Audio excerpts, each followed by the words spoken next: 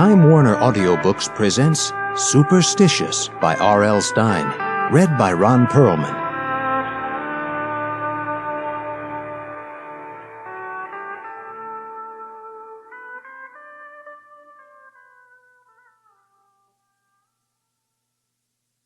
Charlotte Wilson stares up at the ceiling. Pale yellow light from the street filters through the Venetian blinds, spreading a shadow pattern of lines over her head. The guy beside her stirs. She hears him muffle a burp. His after-dinner burp, Charlotte thinks bitterly. I was dinner. The blinds rattle as a gust of air sweeps over the bed, fresh and cool. Charlotte sighs. "You were great," the guy says. "You weren't," she thinks. His hand slides slowly down her bare stomach. Glancing down, she could see the white band on his finger where he has removed his wedding ring. "I started a new job this week," she says. His hand massages her. "Oh, yeah? You work at the college?" "I got a job with a professor. I'm his secretary. Not a bad job. He's famous or something. I mean, the others make a big deal over him." "Professor Liam O'Connor," she repeats the name silently. She likes the sound of it. Liam. So foreign, so interesting. He snickers. "So, you bring him coffee and type his letters? Well, that's an exciting job." She brushes his hand off her breast. "Why do I hang out at these campus bars after work? Why do I let myself get picked up by these guys?" "Good questions, Charlotte. Now sit down, open your notebook, and write an essay in 300 words or less on self-esteem." No essays. And no more scolding myself. I'm getting my shit together. I need to get home. The box spring creaks as she pulls herself up, lowers her feet to the floor. He reaches for her. "Come back, it's early." She stands up. Gotta go. It's been great, really." She's dressed and out of there minutes later, feeling sticky, legs kinda trembly, face hot. Starving suddenly. Should I stop somewhere and get a sandwich? No, I've got to get home. Get into the bathtub. The wind shakes the trees, whispers all around. Leaves flutter down and scrabble across the sidewalk, doing their autumn dance. She crosses Dale heading to High Street, the street of dumb college kid jokes. Want to get high on High Street? The next street is Yale Avenue. The Moore State campus stretches beyond it. Her eyes sweep over the familiar campus buildings. Silvery moonlight spills over the low white granite administration building, making its pale green dome-like roof glow.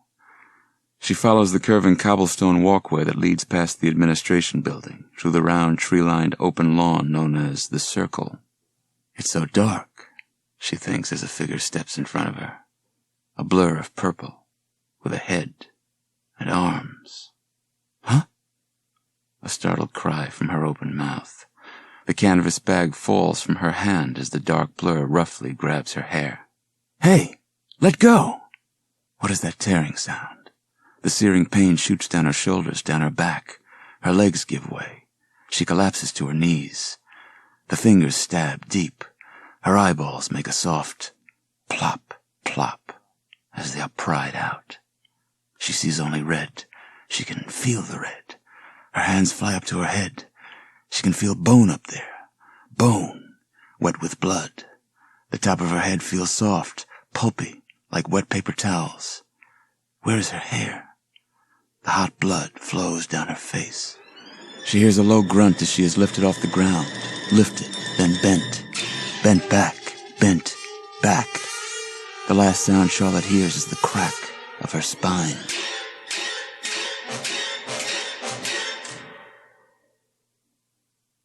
Sarah Morgan cracked a crab leg between her fingers and pulled out a section of the white meat. "I like this place," she said, her eyes surveying the crowded restaurant. Very homey, she thought, very basic. Red brick walls, square wooden tables, white paper placemats, menu chalked on a slate above the kitchen window, waitresses in white aprons with big red lobsters stenciled across the front. Spinnaker's, a hand-stenciled sign over the bar proclaimed the restaurant's name.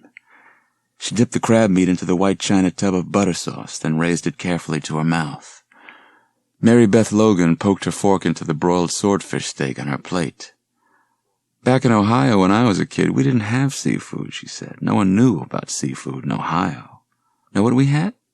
Frozen fish sticks. That was seafood. Very exotic. Sarah laughed. She wiped buttery lips with her napkin, replaced the napkin to her lap. I can't believe I'm here, Sarah murmured. I feel so old. Mary Beth nodded in agreement. 24 is old around a college campus, but you still look 18. Should have been a model, Sarah, with those cheekbones and those perfect lips. Of course, 24 is pretty old for a model these days. Face it, we're both past it. They both gazed quickly around the restaurant, mostly students from the college. Sometimes I'm the oldest one in here, Mary Beth groaned. Her expression brightened. Let's not talk about that. You're here. It's so exciting. How's the apartment? Sarah cracked another crab leg. Cozy. Does that mean too small? You hate it? Sarah laughed. No, it means cozy. Well, if you really hate it, we can try to find you another one. You want to move in with me? I just thought you would want a place of your own. I mean, in New York, you probably... I'm fine. Really? Sarah insisted. You're still glad you came, aren't you? Mary Beth's green eyes studied Sarah. Of course, Sarah replied quickly. You know you saved my life. Well, you haven't told me much about anything. Sarah glanced to the door as 3 people entered. An attractive, dark-haired man, academic type, wearing a beige sweater under a tweedy sports jacket, patches at the elbows. A pleasant-looking woman in a tan raincoat clung to his arm.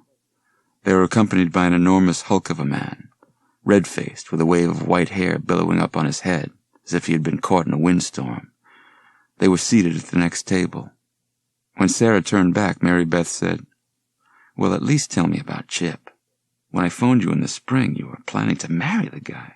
So what happened? Why'd you break it off? Sarah sighed, took a deep breath, and started to reply. But she was interrupted by a shower of salt that sprayed into her hair and over the shoulder of her cranberry sweater. She spun around quickly in her chair and stared into the dark brown eyes of the man at the next table. He had turned too, turned to face her, the salt shaker still gripped in his hand. Sarah brushed the white crystals off her sweater. Did you just throw salt over your shoulder? The man's handsome face reddened. I'm terribly sorry. Just one of my little superstitions. I tossed it over my shoulder, for luck. I didn't know you were sitting there. I should have looked first. He had a slight foreign accent. Not British, Sarah thought. Irish.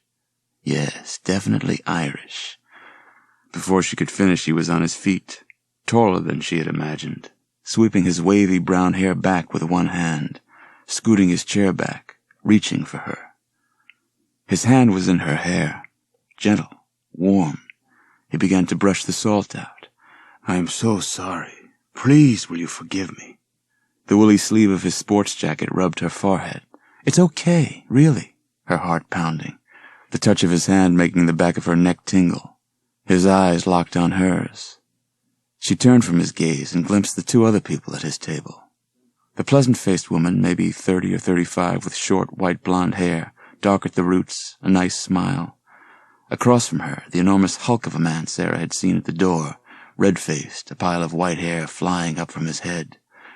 The handsome man raised his palm. Oh, look, one of your hairs. He moved it towards Sarah. Take it, quick. Wet your thumb and finger. Liam, she heard the woman call softly. Liam, sit down. Liam didn't seem to hear her. Wet your thumb and forefinger. Here. He handed Sarah the single black hair. She found herself obeying him, licked her finger and thumb. Now pull the hair tight. If it curls up, you'll be rich. If it stays straight, you'll be poor. Sarah laughed. I think I know the answer to this one. She guessed right. The hair remained straight. He leaned over her. Too bad. He was staring over Sarah to Mary Beth. I know you, he exclaimed. Mary Beth smiled. Hello, Professor O'Connor. He smiled back. You're the girl with the video camera. He turned to the 2 at his table. She did a video of me last week. It was a welcoming video, Mary Beth explained, her eyes on Sarah. We showed it to all the new students at orientation. We don't often get such a famous visiting professor here at Moore State. Still feeling the warmth of his hand in her hair, Sarah stared at Professor O'Connor with renewed interest. She had seen a front-page article in the campus newspaper about the well-known folklore professor, author of several books, popular TV talk show guest, teaching a graduate seminar at the college this year.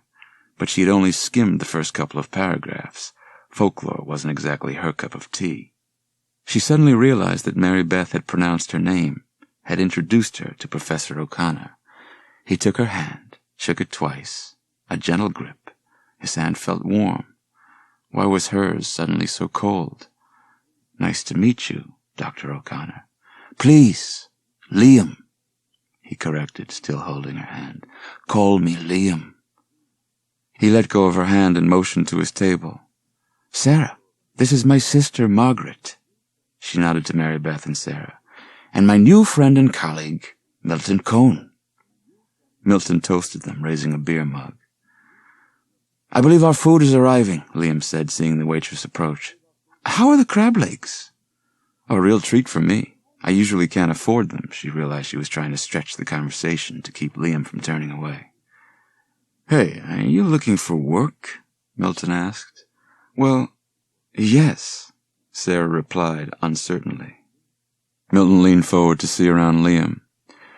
My assistant is expecting a baby and she's making the most of it. She's only coming in twice a week. I could use someone the other 3 days. I'd be interested, Sarah replied hesitantly.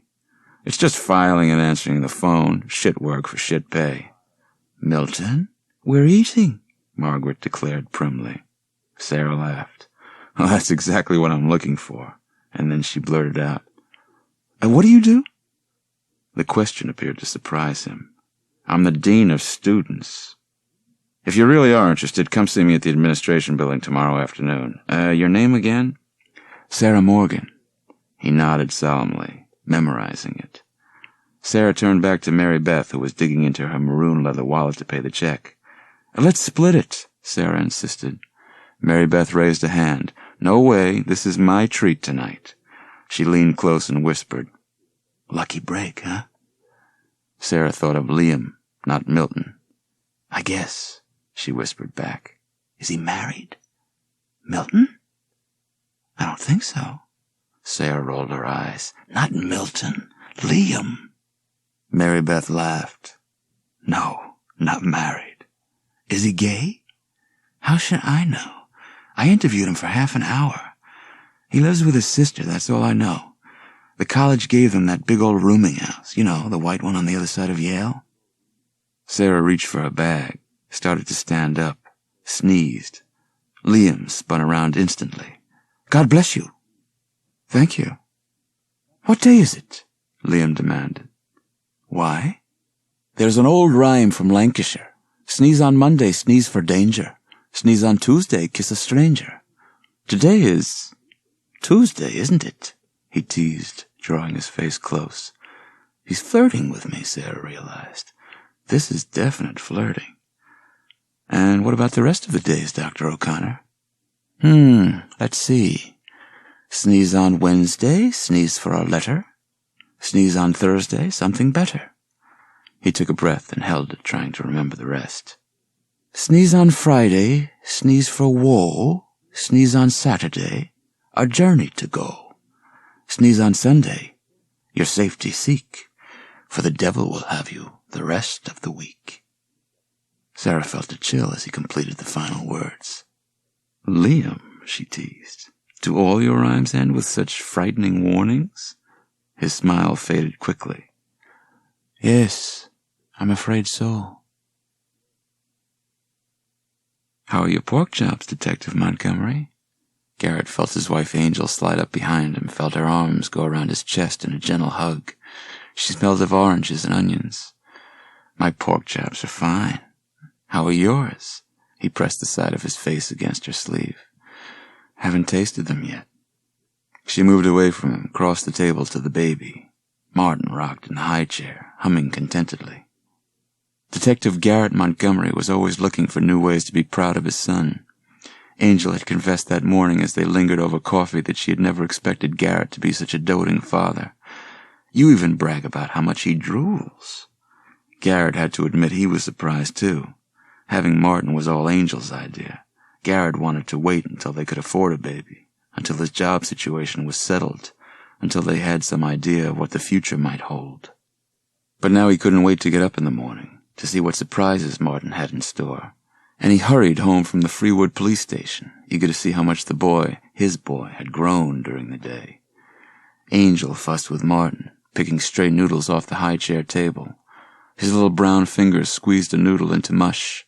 He tossed it onto the floor. Good throwing arm, Garrett thought. He's going to be athletic, like me. Garrett had been a track star in high school until he messed up his knee, and he had tried basketball too, but he had no shooting eye at all. Just because you're tall and black doesn't make you Michael Jordan. "I've been thinking a lot about what my brother said," Garrett said to Angel. "Well, stop thinking about it. I really don't want to move to Atlanta. I like it up here. If I took a job at my brother's furniture store, we could afford a house with a yard. You know, a place for Martin to play." Angel's cat-like green eyes locked on his. "Are you forgetting something?" "Huh? Forgetting what? That you like being a cop? That you would hate being a furniture salesman?" "But I can't make any money here, Angel, and I'm not a real cop. I mean, this isn't a real town. It's just a bunch of houses and stores around a college campus. And that's what I am, Angel. I'm a campus cop. I'm like a crossing guard or something." The green eyes narrowed at him. "Go to work, Garrett. So we're not living in a palace, but we're getting by." Garrett reached for his uniform jacket. Angel picked up Martin and held him up to Garrett. "Say goodbye to Daddy." Martin automatically waved a pudgy brown hand. Garrett waved back. He turned to Angel. "I'll call you later." Jacket over his shoulder, he started to the door. But she swept in front of him, blocking his way. Swinging Martin to the side, she stood up on tiptoes to kiss Garrett's cheek. "Know what you need?" "A nice crime wave. It would cheer you right up." Garrett laughed. "I'll keep my fingers crossed." Two girls jogged across Yale Street, their dark hair flying behind them like pennants, blue backpacks bouncing heavily on their backs. "Reba, wait up." "No, keep running, don't stop." "But I've got a stitch, I can't run anymore." Reba Graham spun around. "We're going to be locked out. The dorm is probably closed already." She pulled Suzanne Schwartz's jacket sleeve. "Come on, we don't want to sleep outside." They turned into the campus, made their way across the circle. Reba pulled several yards ahead. "Wait up, Reba, I can't run that fast." To Suzanne's surprise, Reba stopped short, raised her right leg. "Hey!" A sharp cry. Suzanne squinted into the dim light. "Reba, what's wrong?" "Yuck! I stepped in something." Suzanne saw the girl first, sprawled on the ground. At first she thought it was a mannequin. The parts were all twisted, not in the right place. But then she saw the dark blood, the bone where the skin had been pulled away, the guts pouring out from the torn stomach. And she knew. "What is this?" Reba pulled something off her shoe. "Some kind of sausage. Oh my God." Reba saw the twisted, torn corpse at her feet. Not a sausage. Part of the girl's intestine. Reba's stomach lurched and she choked out a high-pitched wail. If she just screamed loud enough, Reba figured, maybe she could scream the whole hideous scene away. Liam leaned on the window frame and pushed the wide front window shut with both hands. Turning back to the room, he watched Margaret pull off her raincoat and fold it between her arms. "Long dinner, huh? I know you hate sitting that long." He clicked on the tall floor lamp. Margaret yawned, shook out her hair with both hands. "What do you think of Milton?" She didn't wait for a reply. It wasn't really a question. "He seemed jovial enough, but he makes me uncomfortable." Liam crossed the room. He put his hand on her shoulder, rubbed the sleeve of her sweater as if trying to warm her. "Because he's so big? Big and gruff. He reminded me of a big goat." Liam laughed merrily. "Milton is okay. I think he's an interesting man." "Interesting? I saw you yawn during his endless description of his knife collection." "I'm sorry, he just scared me. I'm not sure why. Maybe it's someone that big and strong with those big hands having a knife collection. A loud knock on the door made them both jump. Liam started across the room to the door. It's so late. Who could that be? Another knock. 3 soft taps. He pulled open the door. It took him a moment to recognize the woman on the front stoop. He saw her red-orange hair, disheveled, teased, and tortured hair, falling over one eye. Then he saw her bright lipsticked lips. Andrea! Hi, Professor. Hope I'm not disturbing you. She brushed her hair out of her eyes and smiled. A sexy smile, he thought. He smiled back at her. Not at all. Come in. He stepped back to make room for her to enter. A rush of cold air accompanied Andrea de Haven into the living room. She wore a long tunic sweater, iris purple, the shade clashing with her red hair and red lipstick. Liam inhaled a sweet, tangy fragrance, so strong. Did she bathe in it? Margaret, you remember Andrea de Haven, our esteemed landlady, he said with a smile and exaggerated formality. Yes, of course, Margaret in the center of the room, forcing her own smile. Andrea turned, noticing Margaret for the first time. She gave her a perfunctory, nice to see you again, then turned her watery blue eyes back to Liam. I was on the next block visiting an old friend, Andrea told him. I was passing the house, I saw the light on, I thought I'd pop in for just a second and see how you were doing. We're not used to having a landlady who is so friendly, Liam told her suggestively. It's a little college town, everyone's friendly here, she replied, lowering her eyes. She licked her lipsticked lips. I've had my fingers crossed that you were enjoying the house. She raised both hands, red, polished nails, fingers crossed. Liam reached out and tenderly took her right hand in his, fingers still crossed. Well, it's certainly a pleasure to see you again, Andrea. Do you know why we cross our fingers? You see, the cross is a sign of perfect unity. He slid his hand over her crossed fingers. The 2 fingers cross. In the center of the 2 lines is the perfect place to hold a wish. I never knew that. She laughed, seemed to snap out of her Liam-induced trance. She swept back her hair as her eyes surveyed the living room. So, everything is okay? We're quite comfortable, Liam replied. It's all still strange to us, but we're starting to feel at home.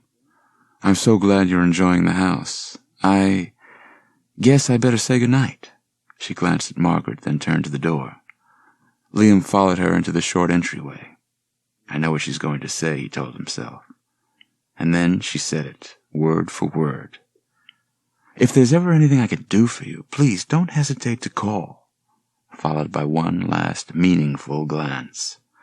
He watched her make her way down the steps, her perfume lingering in the entryway. Margaret snickered. I thought she was going to tear off that hideous sweater and jump you right here. Liam grinned. You do have a graphic imagination. Margaret cleared her throat. It didn't take much imagination. Margaret, if you weren't here, I might have gotten lucky. She narrowed her eyes at him. Excuse me? Lucky? Are you attracted to her? Do you think you might? He shook his hands as if waving her words. No, I'm afraid poor Andrea will not have her way with me. He raised his eyes to Margaret's, hesitated, then added, I think I'm in love, said lightly. You're kidding. He shook his head, his expression now thoughtful. No, not kidding. Her mouth formed a small O of surprise. The dark-haired girl in the restaurant? The pretty one? Liam nodded, didn't smile. You don't think she's too young? A thin smile. No, I think she'll do very nicely. Margaret sighed, her expression brightened. Well, Liam, good luck. She made a fist, raised it, and knocked on the mantel, knocked on wood, very carefully, 3 times. Garrett's black mood followed him into the night. What do I want to be when I grow up? The question repeated in his mind until it became an annoying, unsettling chant. What do I want to be? What? What? Not this. He didn't remember driving to the station. He didn't remember where he parked the black and white, probably in its usual spot in the post office lot, but he didn't remember. And now Walter was saying something, but Garrett didn't hear him. Their gunmetal gray desks faced each other, pressed together in the center of the small, low squad room. Garrett leaned forward, squinted at Walter. Walter, his albino partner, was so white, even his eyes were pale. "How's it going, Walter?" "Quiet, kinda boring, actually." Garrett fumbled through the files on the desktop. "Anything happen this afternoon?" "Ethan had a 742, Walter said. Garrett frowned impatiently. "Don't tell me numbers, man. You know I can't ever remember the damn numbers. What was it?" "Dog got run over on Highland." "Who's on patrol tonight, Duke or Jimmy?" Garrett asked. Walter scratched the back of his head. Both, I think." The phone rang and Walter picked it up. "Station house." Garrett watched Walter's mouth drop open, his silver eyes go wide. "No shit, Duke." "Oh, man." Garrett jumped to his feet and leaned over the desk. "We got a problem?" The receiver dropped from Walter's hands and clonked against the desktop. "We got a murder." Duke pointed to the bushes when Garrett and Walter arrived, then stepped back, as if retreating. "Her name's Charlotte. Charlotte Wilson. I found a college ID in her wallet." "A student?" Garrett asked. "No, employee." "She was robbed?" "No. Wallet has $20 in it, and a MasterCard." "She was raped?" "Don't think so. Her panties are still on." Walter's trembling voice behind him, surprisingly tiny. "Shouldn't somebody take notes or something?" Garrett shut his eyes for a moment. "We'll write it up later. First, let's have a look, okay?" Then, his breath caught in his throat. He wasn't prepared. Not prepared for anything like this. The girl's face was covered with black, sticky tar. That's what Garrett thought at first glance. And he could only glance before turning away, his whole body shuddering. This was real. A real girl. Real death. It was blood. Red and black. It had soaked into her eyes. Puddled in the eye sockets. It filled her nose. Short skirt up over her waist, revealing a V of black panties. Legs sprawled apart. Stomach torn open. Torn open. Torn open. Spilling. Everything. Spilling. The quavering light rested on something on the ground. Garrett bent to pick it up, feeling dizzy. The light didn't make sense of it. It was wrong. Something wrong. Oh, fuck. What is it? Soft in Garrett's hot hand. He gripped it tightly, held it high, shook it. "A wig?" he called out loud, his voice hollow, tight. Was she wearing a wig? No, not a wig. He saw, holding it close, too close. Not a wig. It's her hair. Charlotte's hair. Still attached to her scalp. Sarah tossed the People magazine onto the floor. Do I really have to care about Keanu Reeves' problems? Mary Beth, why do you subscribe to this magazine? My life isn't trashy enough, Mary Beth said. Sarah sprawled on her back on the green leather couch in Mary Beth's apartment. Her friend sat cross-legged on the faded oriental carpet, her back against the coffee table. Did you go to Dean Cohn's office? Mary Beth asked her. Sarah nodded. I went Monday afternoon after my seminar. He wasn't there. His secretary said he was called away suddenly. I guess he'll be back in a few days. You gonna try again? Yeah. Part-time job, 3 days a week sounds perfect. Know who I ran into on the library steps? Liam. You know, Professor O'Connor? Mary Beth's green eyes flashed. You call him Liam? Sarah laughed. Well, he told me to. I think he was flirting with me. He was definitely flirting with you in the restaurant the other night, Mary Beth offered. But of course, he flirts with everybody. How do you know that? A bit too defensively. Well, he flirted with me when I did that video of him. You know, he has that Irish charm. She's right, Sarah admitted silently. Mary Beth pulled herself up straight, her expression turned serious. So, what about Chip? Huh? Sarah was still thinking about Liam, picturing him on the library steps. You were going to tell me the whole story about Chip? Come on, Sarah, why'd you dump him? Sarah swallowed. Well, he tried to kill me. Sarah thought back to last summer, to an afternoon when Chip had showed up without warning in her office at Concord Publishing. Grinning, he stepped into her cubicle and dropped down on the edge of the counter. He swooped up her paperweight, a clear glass ball, and tossed it from hand to hand. His straw-colored hair brushed her forehead as he leaned down to kiss her lips. "Chip, what are you doing here?" He raised the glass ball between his hands and narrowed his eyes, peering hard into it. "Let's see what the crystal ball predicts. I see water and sand. I see sun. I see a house in Southampton. A long weekend. Do you see your father in that house?" He lowered the glass ball. No, he flew to L.A. this morning. Some kind of crisis at the network, a production problem. Some really big deal." His grin grew wider, revealing 2 rows of perfect teeth. "Just us." He reached into the pocket of his chinos, pulled out the keys to his Porsche, and dangled them in front of Sarah's face. "That's why I came here, so we could get an early start, beat the traffic on the LIE. Sarah glanced at the clock. "It's 5. We'll be in Friday rush hour. The traffic." Leaning down again, he ran his pointer finger tenderly down her cheek. "We'll be together in Friday rush hour. We won't care about the traffic, right?" His touch gave her a chill. She grabbed his finger and squeezed it gently. She stared up into his clear blue eyes, such innocent eyes, baby eyes, so perfect, so touching in that open American face. The young Robert Redford. Chip Whitney, Wasp Prince. "We have to stop at my apartment," she said. "I have to get a swimsuit, pack some clothes."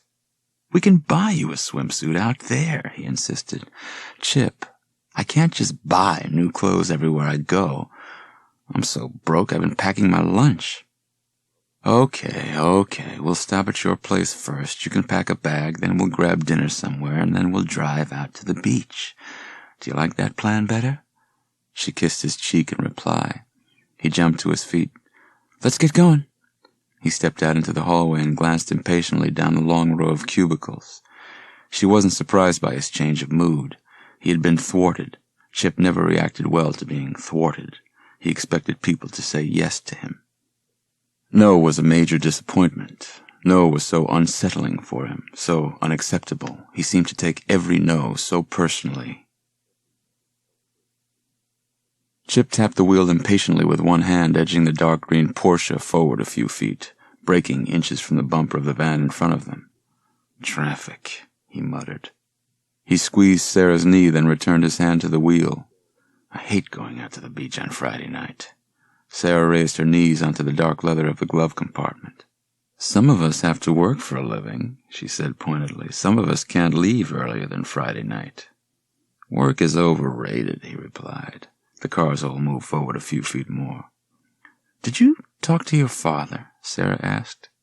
"Talk to Dad?" "About a job, remember?" Chip nodded. "Oh, yeah. I had a different idea. I don't really want to work for my dad." Chip's lack of a job troubled Sarah more than it troubled Chip. She found herself thinking about it all the time. She realized she had never met anyone without ambition before. "What's your better idea? I mean about the job." He hesitated. "Well, working for my dad would be a pain. I thought maybe I could start my own production company. You know, start small, maybe do features, low budget, under $100 million, or maybe even made for TV features. Quality stuff, controversial, things that'd get noticed." In the flickering light, he suddenly looked like a boy to her, an excited child. So that's why he doesn't have a job, she realized. Up till now, he hadn't figured out a way to start at the top. A little boy starting at the top. The car lurched forward. Chip lowered his foot on the gas, and they roared through an empty patch of highway. Sarah felt loss. Felt as if she had left something behind. Lost something on that spot of road behind them where he had revealed his new plan. Some part of her feelings for him had been left back there, she knew. Some part of her awe. Some piece of his sun-god hold on her. It had drained out of the car, and now she found herself riding beside a little boy. The innocent blue eyes, the little snub nose, a little boy planning what kind of lollipop he wanted. Breakfast on the deck, A hazy sun already high in the sky. Blueberry muffins and sweet slices of yellow watermelon from the farm stand on North Sea Road. Chip in a red bikini swimsuit stretched both arms above his head. We slept late. Sarah smiled, brushed her dark hair out of her face with one hand. I feel like I'm on vacation. Chip grabbed her hand and tugged. Come on, how about a morning swim? His blue eyes flashing, teeth gleaming. It isn't morning, it's afternoon. Even better, the water's warmed up by now. He tugged her arm, pulling her off the deck toward the dune. Pine needles pricked her bare feet. Chip, let me get my sandals. No time, run, you have to run right in, otherwise you'll never get in. Down the dune, the sand already dry and warm. A seagull standing at the shore tilted back its head and let out a shrill, throaty shriek. A warning? Don't go in? It's freezing? She hesitated at the shore edge, cold water rolling over her bare feet. Chip grabbed her hand. Come on, don't wimp out. Water rushed over her ankles. She pulled back, struggling to free her hand from his. Let go, it's too cold. He laughed, swept her up in his arms, her feet shedding sand as she kicked in protest. Let go, Chip, I mean it. Grinning, he started to jog, ducking away from her swinging arms, tightening his grip, surprisingly strong, surprising her, startling her, holding her with such ease, not taking no for an answer. He splashed into the water. She felt the cold spray on her back, on her legs. She started to scream, but the shock of the cold as he dropped her cut off her breath. She shut her eyes as she tumbled under a rolling wave, then scrambled to her feet, shivering, gasping.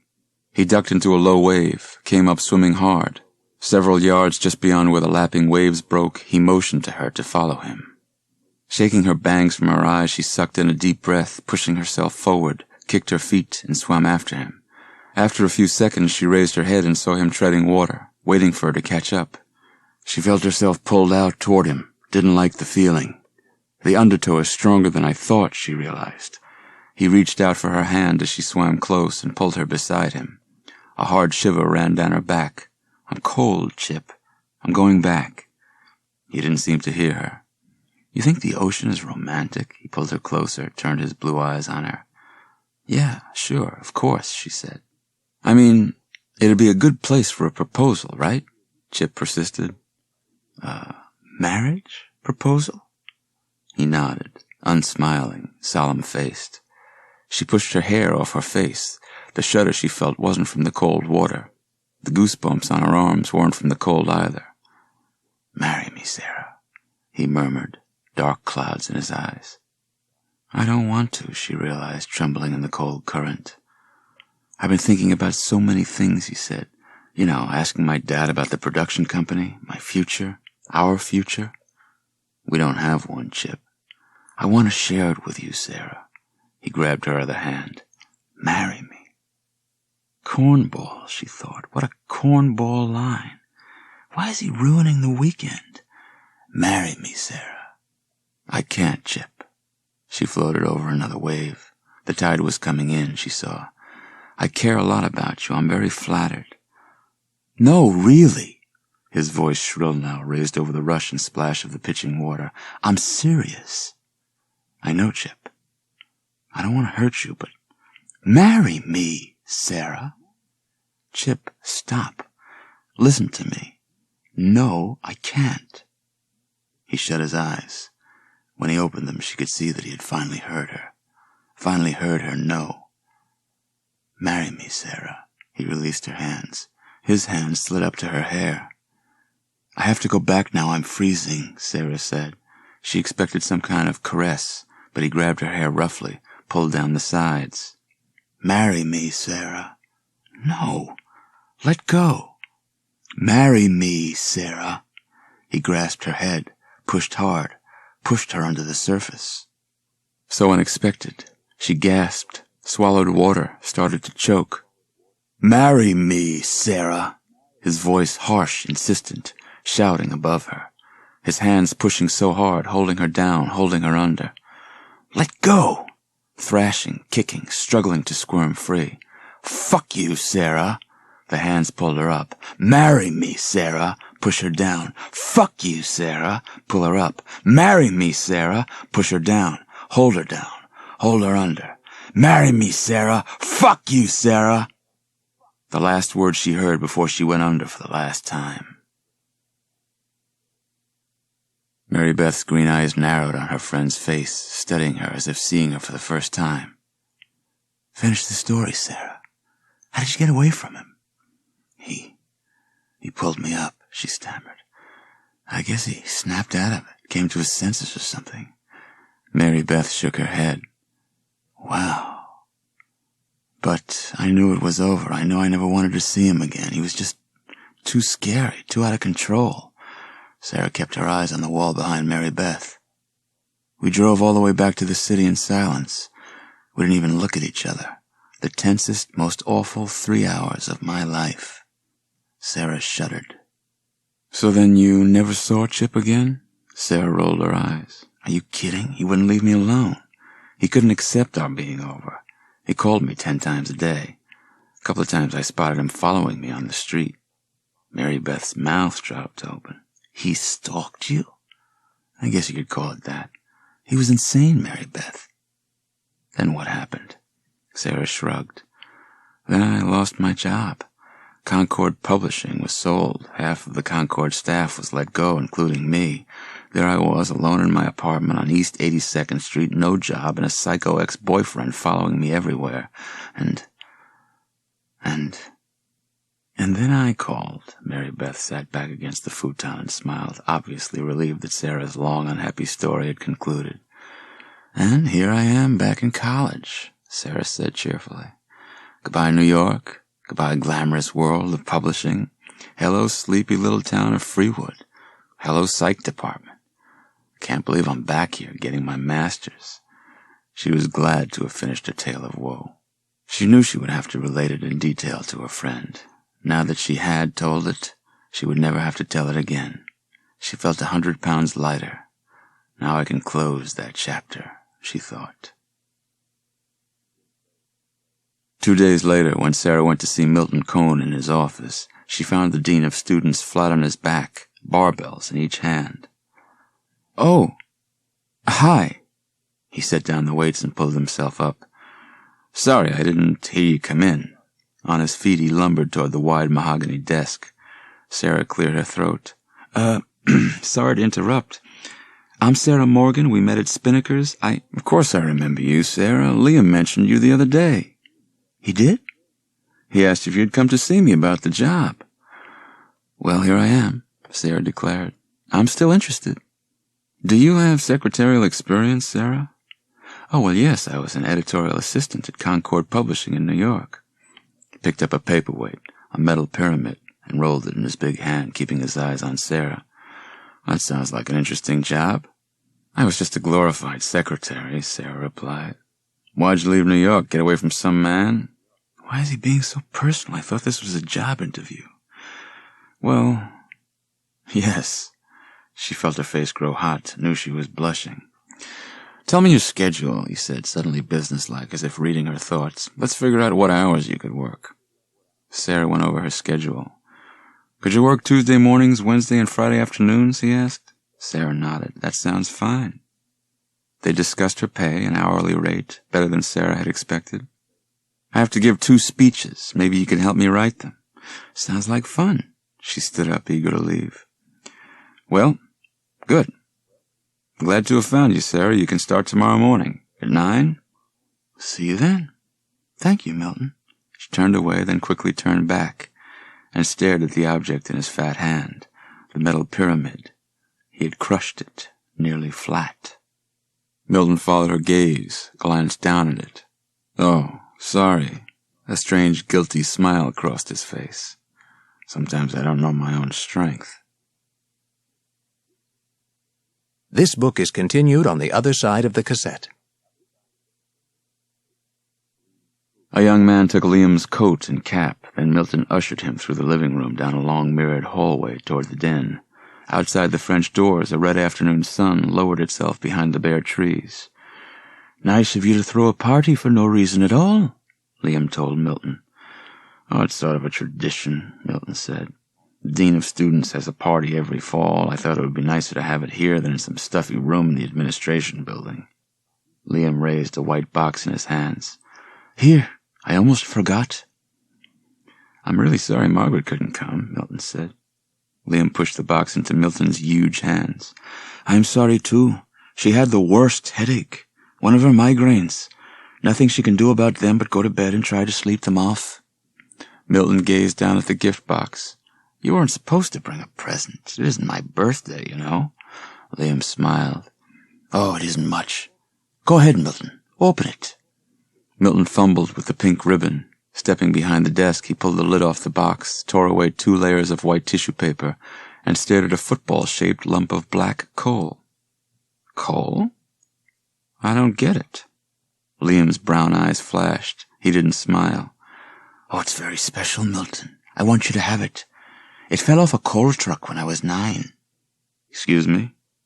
"This'll bring you good luck. It's a Scottish superstition. If a piece of coal falls off a coal truck and you are the first to pick it up, you must toss it over your right shoulder." Milton grunted. "You really believe in this stuff?" A thin smile spread over Liam's face. "I have to. It's my job." "Oh, hello." A pretty young woman with frizzed auburn hair entered, wearing a long, loose-flowing, faded denim dress. Milton raised his eyes from her breasts to her face and recognized her at once. "Devra! Hi." Her eyes were on Liam, wide with surprise. Milton turned to Liam. "Do you know Devra Brooks? She's an instructor in our language arts program." Surprise on Liam's frozen features, too. The back of his neck suddenly red. "Dr. O'Connor!" Devra exclaimed, breathlessly rushing forward and taking his hand. "You left Chicago in such a hurry I didn't get a chance to say goodbye." "Well, goodbye. And hello." Liam cradled her hand between his, that warm smile. "So nice to see you again, Devra. Such a surprise. You'll drop in on my class? We'll have coffee?" "That'd be great. I can't believe you're here." "Yes, I'm teaching 2 classes and I'm doing research for a book. I guess I'd better go mingle." He nodded to them both and made his way to the noisy living room. Mary Beth stepped into Milton's already crowded living room, waving to someone she recognized. Sarah hesitated at the door. "Is Mary Beth going to desert me before we even get inside?" she wondered. "I won't know anyone here except for Milton, of course. Why did I let her talk me into coming?" "Because Liam might be here," she answered her own question. Sarah stepped into the crowded, noisy living room, watched Mary Beth in the center of the room, already helping herself to a glass of wine from a tray. Sarah's eyes flashed from face to face. "Liam, you here? Is it our fate to meet again?" Sarah turned to discover Milton, red-faced as usual, leering at her. "No, that's unkind," she thought. "That's just his smile." "Milton, hi," she smiled back. Actually, she felt glad to see him. "What a beautiful house." He took her hand, squeezed it hard. "So glad you could come, Sarah. Did you have trouble finding it?" No, Mary Beth, my friend, drove us. I didn't realize it was so far from campus." He took her arm and pulled her into the room. "Let me give you the tour." Milton's body brushed against hers as he led her to the French doors. His heavy lips formed a pout. "Oh, it got dark. I wanted to show off my woods." Sarah stared out at the tangled, reaching trees, black against the purple night sky. Faces reflected in the glass, making it appear as if the party was going on outside, too. Stepping carefully around 3 people sitting cross-legged on the floor, he led her through a long hallway, mirrored walls on both sides, to the den, then to a long, narrow kitchen. My only dark room. No sunlight at all. The room at the end of the hall turned out to be Milton's bedroom. More views of the woods. Sliding glass doors on the far wall. "This is where the tour ends. There's another bedroom where I toss the coats and a little closet of a room I call my gym. I have some equipment squeezed in there." Sarah nearly burst out laughing when she saw his bed. A canopy bed, all purple organdy. The idea of this big rhino sleeping under the frilly purple canopy struck her as hilarious. And then her eyes fell on the knives, the silvery blades gleaming in the light from the ceiling fixture. A whole wall of knives, mounted nearly from floor to ceiling, all horizontal, blades to the right, all polished and silvery bright. "You're admiring my collection," Milton glowing like the knives. His hand on the shoulder of her blazer, he maneuvered her toward the wall. and then a voice from the doorway.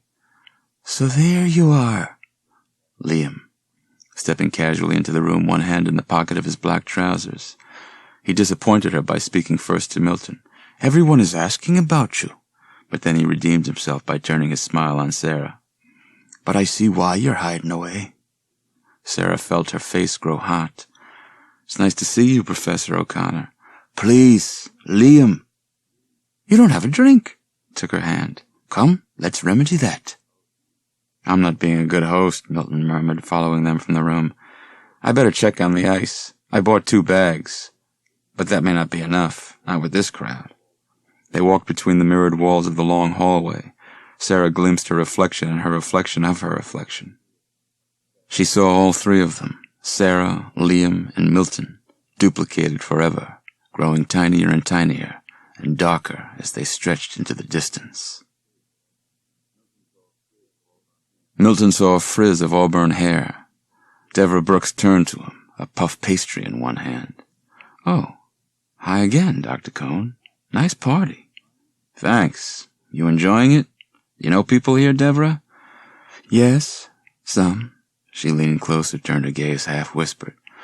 "Who is that with Dr. O'Connor? I don't think I've ever seen her before." "Sarah Morgan," Milton replied, inhaling Deborah's perfume, very flowery and sweet. "She's a graduate student, works part-time in my office. Just started, actually." Deborah studied Sarah intently. Milton watched Liam squeeze Sarah's hand, lean closer. Fast worker. Look at him pouring on the charm, twinkling eyes and all. "I didn't plan to invite her," Milton revealed, "but Liam insisted. Called me 3 times to make sure Sarah was coming." Milton watched Deborah's eyes narrow, her creamy skin turned pink. "He did?" "I'm suddenly starving. Would you like to get some dinner?" Liam asked Sarah. She blinked. 2 glasses of wine, and she was imagining that he asked her to dinner. Raising her eyes, she realized he was waiting for an answer. "Yes, I'd love to." She wanted to shout it at the top of her lungs. "I'd love to!" His dark eyes lit up. He seemed so pleased. "Won't Milton be offended if we duck out?" Sarah whispered. "Oh, the party's breaking up soon," Liam replied. "Of course everyone will miss us, but I'm sure they'll get over it in time." His expression changed, his forehead furrowing. "Actually, I haven't been too sociable, have I? I spent all my time with you?" Sarah lowered her eyes. She felt her heart pound. "I've enjoyed it, Liam." "Then I'll go get our coats and let's see where we can scavenge up some food." "I have to tell my friend, Mary Beth." Sarah hadn't said a word to her the entire party. Feeling excited and a little drunk, Sarah searched the crowded room for her friend. She found her in the mirrored hallway, talking to 2 middle-aged men. Sarah tugged her aside. "I'm, leaving with Liam. I mean, is it okay? We're going to get some dinner." Mary Beth placed both hands on Sarah's shoulders. "That's wonderful. That's why you came here, after all." "I'll call you later, okay?" Mary Beth smoothed the lapels of Sarah's flannel blazer. "Yeah, call me. I want to hear every detail." Sarah made her way past Mary Beth and the 2 men down the long mirrored hallway. Found the spare bedroom where the coats had been dropped. Stepped into the room. Saw Liam at the foot of the bed, looking so troubled, his face contorted, one hand rubbing his jaw, his eyes narrowed, in fear, staring at the pile of coats. He didn't seem to see her, even when she stepped up close beside him. "Liam? What's wrong? What is it?" "My hat. They left it on the bed," he said. Andrea DeHaven was walking home, one hand pressed over her hat to keep it from blowing off in the swirling gusts that were blowing down High Street. She always liked a long walk after trying to pitch a house. The fresh air helped to clear away the bullshit. Dry brown leaves danced across the sidewalk, blown into the spotlight of yellow light from the street lamp. Pink clouds covered the moon, a red sky. What did that mean? Red sky tonight? Rain or no rain? She used to know. Why couldn't she remember these simple, basic things anymore?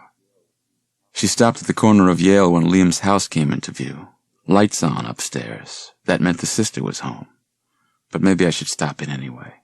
She had been thinking about him all week. Obsessing? Well, maybe. What else did she have to think about? Real estate? showing apartments and houses to these college students and their tacky professors, none of whom had a dime, counting out the rent money on the 3 houses her father had left her. She glanced down at her suit, unbuttoned the top button of the jacket, pulled the lapels apart to reveal a little more cleavage. When she glanced up, the dark figure stepped in front of her, blocking her way. Where had he come from? How did he move so silently? "Hey!" she cried out when he grabbed her hat, so hard, it felt like a punch. Dazed, she reached for the hat with both hands, but it sailed into the street. "Stop!" But he was breathing hard, wheezing, breath so fierce like hot rotting meat, so dark she couldn't see a thing except for his gray eyes, glowing blankly, no emotion at all. "I'll give you my purse. Here, take my purse." A harsh ripping. She felt herself tugged, struggled to keep on her feet. He tore off the suit jacket, ripped it in 2. "Take my purse, please. Don't hurt me. Take everything." Her voice cut off when she felt the searing pain in her shoulder. He tore the skin off her shoulder, dug his fingers deep, and peeled the skin away. So easy, like unmaking a bed. Cracked her neck, fingers deep into her throat, around to the back of her neck. But I'm still alive, ripping the skin down her back, grunting and wheezing, peeling the skin off, peeling it all off.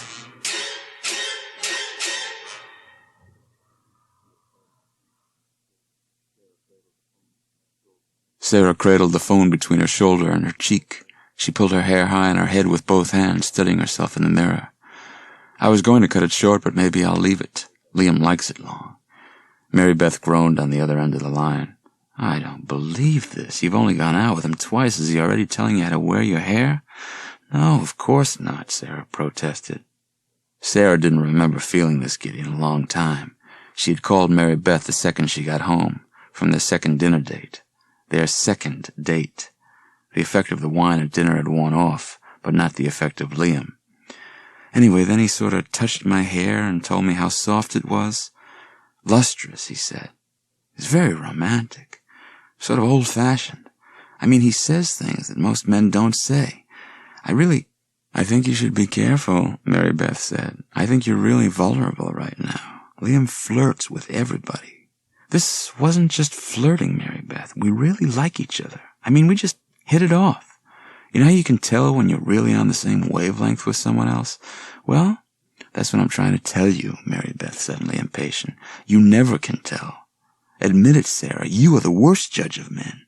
"You made your point," Sarah grumbled. Mary Beth was definitely becoming tiresome. "Liam is different." And then she added, "You know, just because you rescued me from New York and got me into school here doesn't mean you're responsible for me." Okay. The sharpness of Sarah's tone must have persuaded Mary Beth to back down. "You never listened to me before. Whatever you do, don't listen now." Sarah glanced at the bed table clock. "I better hang up. I've got some work to do before class tomorrow. I'm supposed to have a theme for a paper I have to write." "What are you going to write about?" Sarah hesitated. I thought maybe something about grief. After my father died the year before last, I went through some pretty heavy times." "Sarah, you sure it won't stir up a lot of unhappy feelings? You know, memories of what you went through?" Mary Beth asked. "Well, I don't really think—" "Hey, there you go worrying about me again. Since when did you get this mother complex? You were always—" Sarah heard a beep in her ear. "Oh, wait. My call waiting. I have another call. Maybe it's Liam," she thought, heart suddenly pounding. "Call you tomorrow, okay?" Another beep. "Okay, bye." Sarah eagerly pushed down the button to bring up the other call. "Hello?" The voice on the line was hoarse. The caller spoke just above a whisper. "Is this Sarah?" Yes, it is." "Do you want to live, Sarah? Do you? Stay away from Liam." Garrett's stomach lurched. He struggled to keep his dinner down. Swallowing hard, he shut his eyes. Another murder. Ghastly, beyond description. Opening his eyes, Garrett squinted into the flickering glare of red lights. Sirens wailed in the distance. An ambulance tilted onto the curb, front wheels on the sidewalk a few yards from the body, lights and engine off. No need for an ambulance, Garrett thought bitterly. We need a vacuum cleaner to pick this one up. He had arrived on the scene less than 2 minutes after the call came in. He had been talking to Angel, arguing with her about taking his brother's offer and moving away when the call interrupted. A shrieking woman on the phone, hysterical and incoherent, shouting out the street names, so close to the campus, so close to the other ugly murder. Garrett's eyes had landed first on the blood-soaked carcass, the ribs, white as moonlight, poking up through the ripped skin, legs bare, sprawled in the unnatural V, clothing ripped away, one knee bone raised up through torn flesh of the leg. Trying to look away, Garrett had caught her face, the eyes wide, staring up accusingly at him. "We have an ID, Chief." Ethan pale, his face locked in a grim frown, jaw clenching and unclenching. Garrett sighed. "Who is she, Ethan? I mean, who was she?" Name was DeHaven. Andrea DeHaven. Lived across campus, on Forest. A heavy knock on the door startled Sarah from her thoughts. She had been staring at the same page of the book in her lap for nearly half an hour, thinking about the whispered voice, the hissed threat over the phone. Obviously a stupid prank, but by whom? Most likely someone who had been at the party at Milton's last week, Sarah figured. Someone who had seen her and Liam spend so much time together, who saw them leave together. A jealous colleague? Was it a woman? Sarah really couldn't be certain. The connection had been bad. The line had cracked, the whispered words so soft and hoarse. Feeling chilled, Sarah had changed into long-sleeved pajamas and put on the kettle for some tea.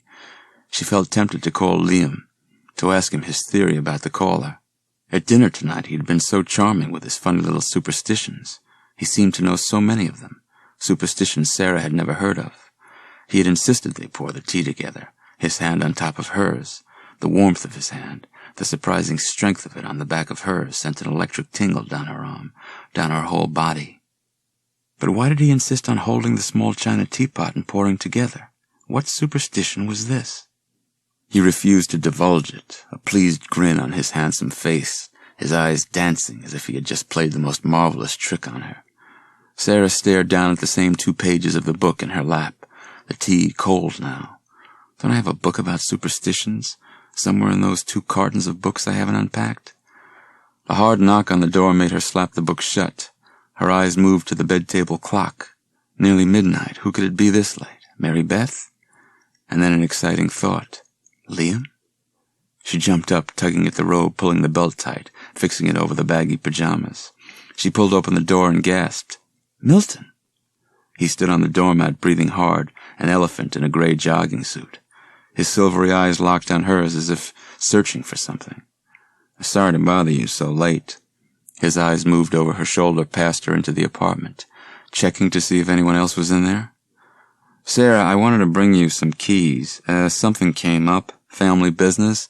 I have to go to Atlanta for a few days, but I'd like you to keep the office going. You know, just answer the phone, check the mail." "No problem, Milton.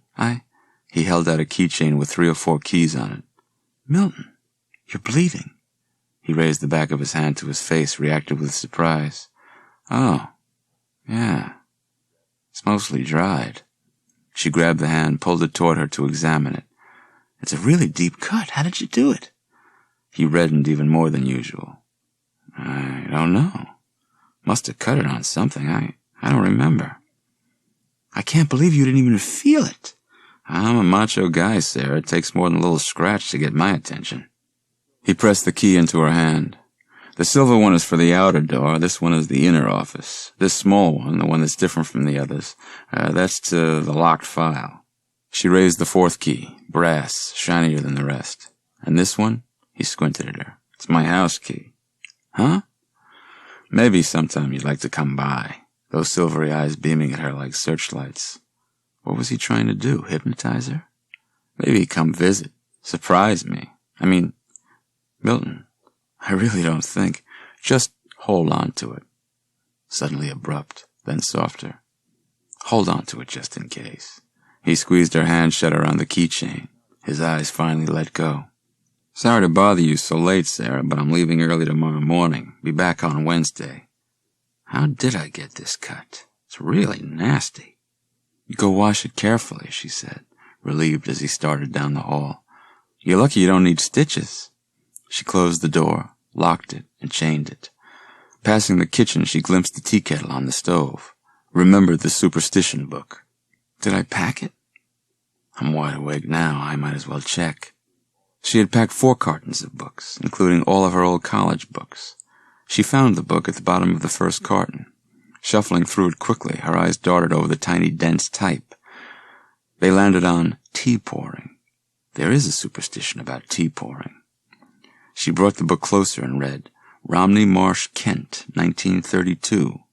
If a man and a woman pour out a cup of tea from the same pot, a child will be born to them.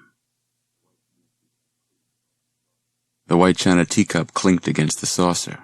Liam set it down on the low coffee table and turned as Margaret entered the living room. Here you are. Yes, here I am. She removed her black velvet hat and began to work at pulling off her green leather gloves. Liam raised an arm to the back of the couch and watched her struggle with the gloves. Where did you go? He asked. I drove up to Northport.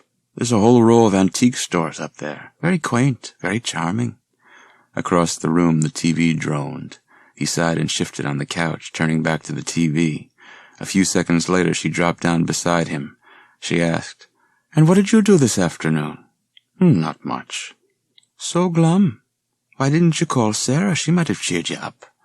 I did call Sarah, he offered, eyes on the screen across the room.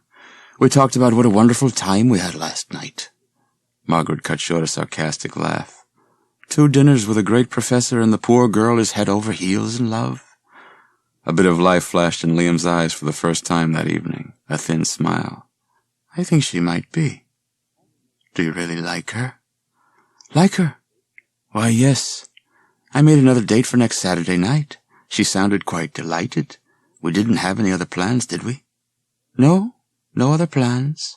Sarah is your most important project now, remember. You have to succeed this time, Liam. Liam patted her hand. I have a good feeling about this one. Sarah spread her legs, raised her knees. She wrapped her hands around Liam's warm back and shut her eyes as he slid into her. Is this really happening? Is this really happening so soon?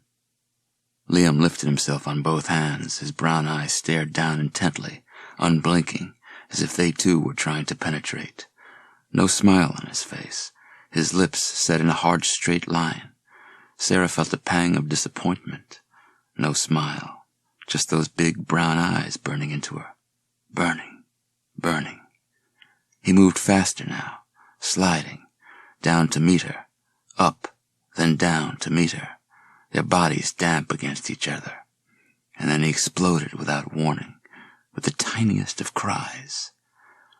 Buried himself in her, his face between her breasts.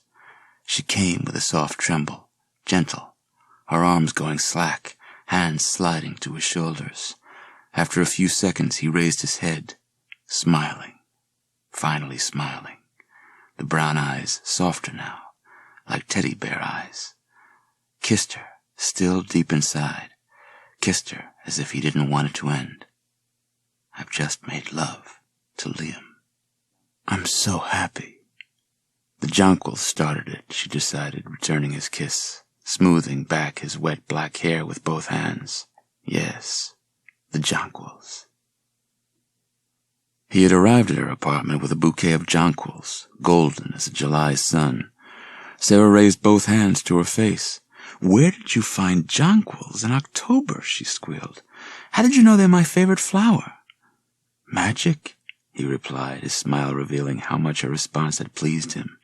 He pressed the flowers, wrapped in white tissue paper, into her arms. She giggled. Well, I had no idea I was having dinner with a magician tonight. He followed her into the apartment, his eyes surveying the small living room. Yes, you had no idea. Humming to himself, Liam began to unwrap the flowers. We need to find 2 buds that haven't quite bloomed, said with the utmost seriousness. It's an old superstition to determine if 2 people will become lovers. Sarah half filled the vase with tap water. Go on, you've definitely captured my interest. Her cheeks suddenly felt hot. We take 2 buds that haven't bloomed and put them in a glass of water by themselves. If they turn to each other, if they intertwine, that is the sign of true love. Sarah smiled, partly because his expression had become so solemn. And if the flowers bend away from each other? His eyes flashed. Then we get two different flowers. Sarah felt her heart start to race. She lifted the jonquils by the stems, prepared to lower them into the vase. But to her surprise, Liam lowered his head and kissed her. He nearly missed. His warm, wet lips brushed her lower lip. Feeling off balance, she raised her head to return the kiss. And the jonquils fell from her hand, fell to the counter, the yellow flowers tumbling over each other, tumbling, entwining, tangling together, yellows and greens. A young woman came up to their table at the restaurant. Liam had been holding Sarah's hand on the table, but quickly let go. "Dr. O'Connor, we keep running into each other," the young woman exclaimed. She bumped up to the table and locked her eyes on Liam, as if he were sitting alone. She was very pretty, Sarah saw, with round, green eyes, high cheekbones, and frizzed-out auburn hair. She wore a long, dark green sweater dress over green tights. "Sarah, this is Deborah Brooks," Liam said casually, not particularly surprised to see her. "Sarah Morgan. Did you two meet at Milton's party?" They both shook their heads. "I just wanted to say hi. I saw you come in. How are you enjoying Moore State?" "So far, so good. I made some new friends." He flashed a deliberate smile Sarah's way. Deborah glanced back at her table. A waiter was setting down food, big platters of barbecued chicken and ribs. "I'd better get back. Call me sometime, okay? I mean, we could discuss the old days in Chicago." She laughed. "I mean, you know." She started away. "I'm on Tremont." Halfway to her table, Deborah called back to Sarah, "Nice to meet you," and returned to her friends. Liam studied them for a while. His eyes lingered on Deborah's back. Then he returned his gaze to Sarah. Sarah took a sip of water. "Who's she?" "Deborah? A graduate student of mine from Chicago. She transferred here last year. I ran into her at Milton's party." A waiter set down their margaritas. "Have you been close to a lot of women?" The words tumbled out of Sarah's mouth before she could stop them. "Sarah, do you know the old Irish saying, never ask a cat a question?" "Huh?" "No, Sarah flustered enough for both of them.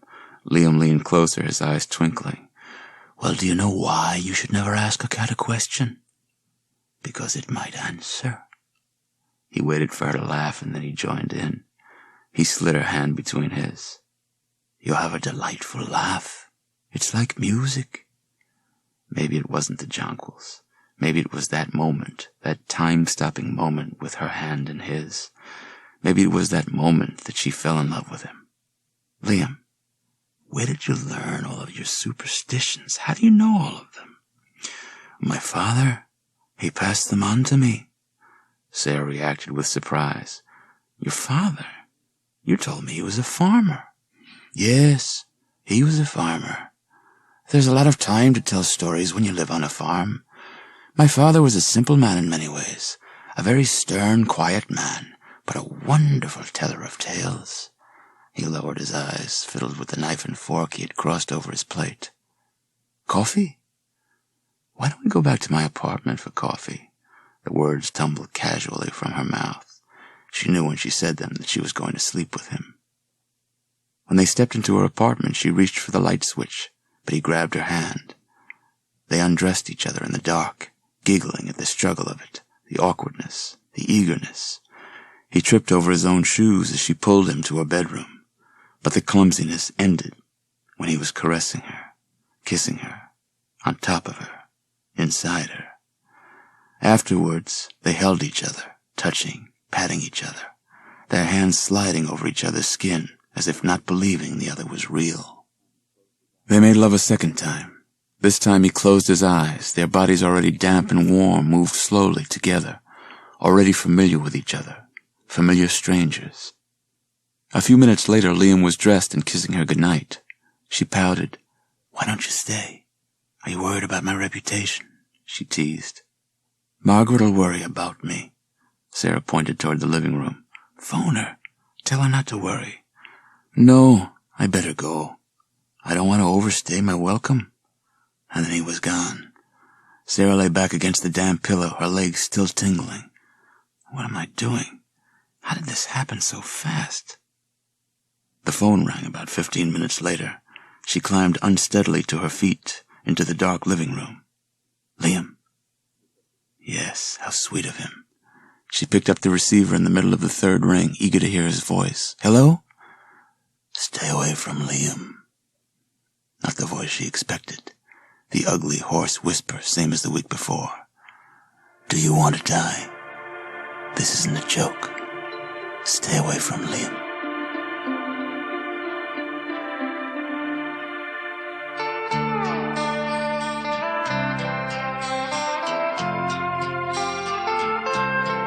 Whenever Liam thought of his house in Ireland, he smelled bacon. Bacon, sliced turnips, and onions frying on the stove in the big kitchen, the largest room in the small farmhouse that Liam's grandfather had built with his own hands.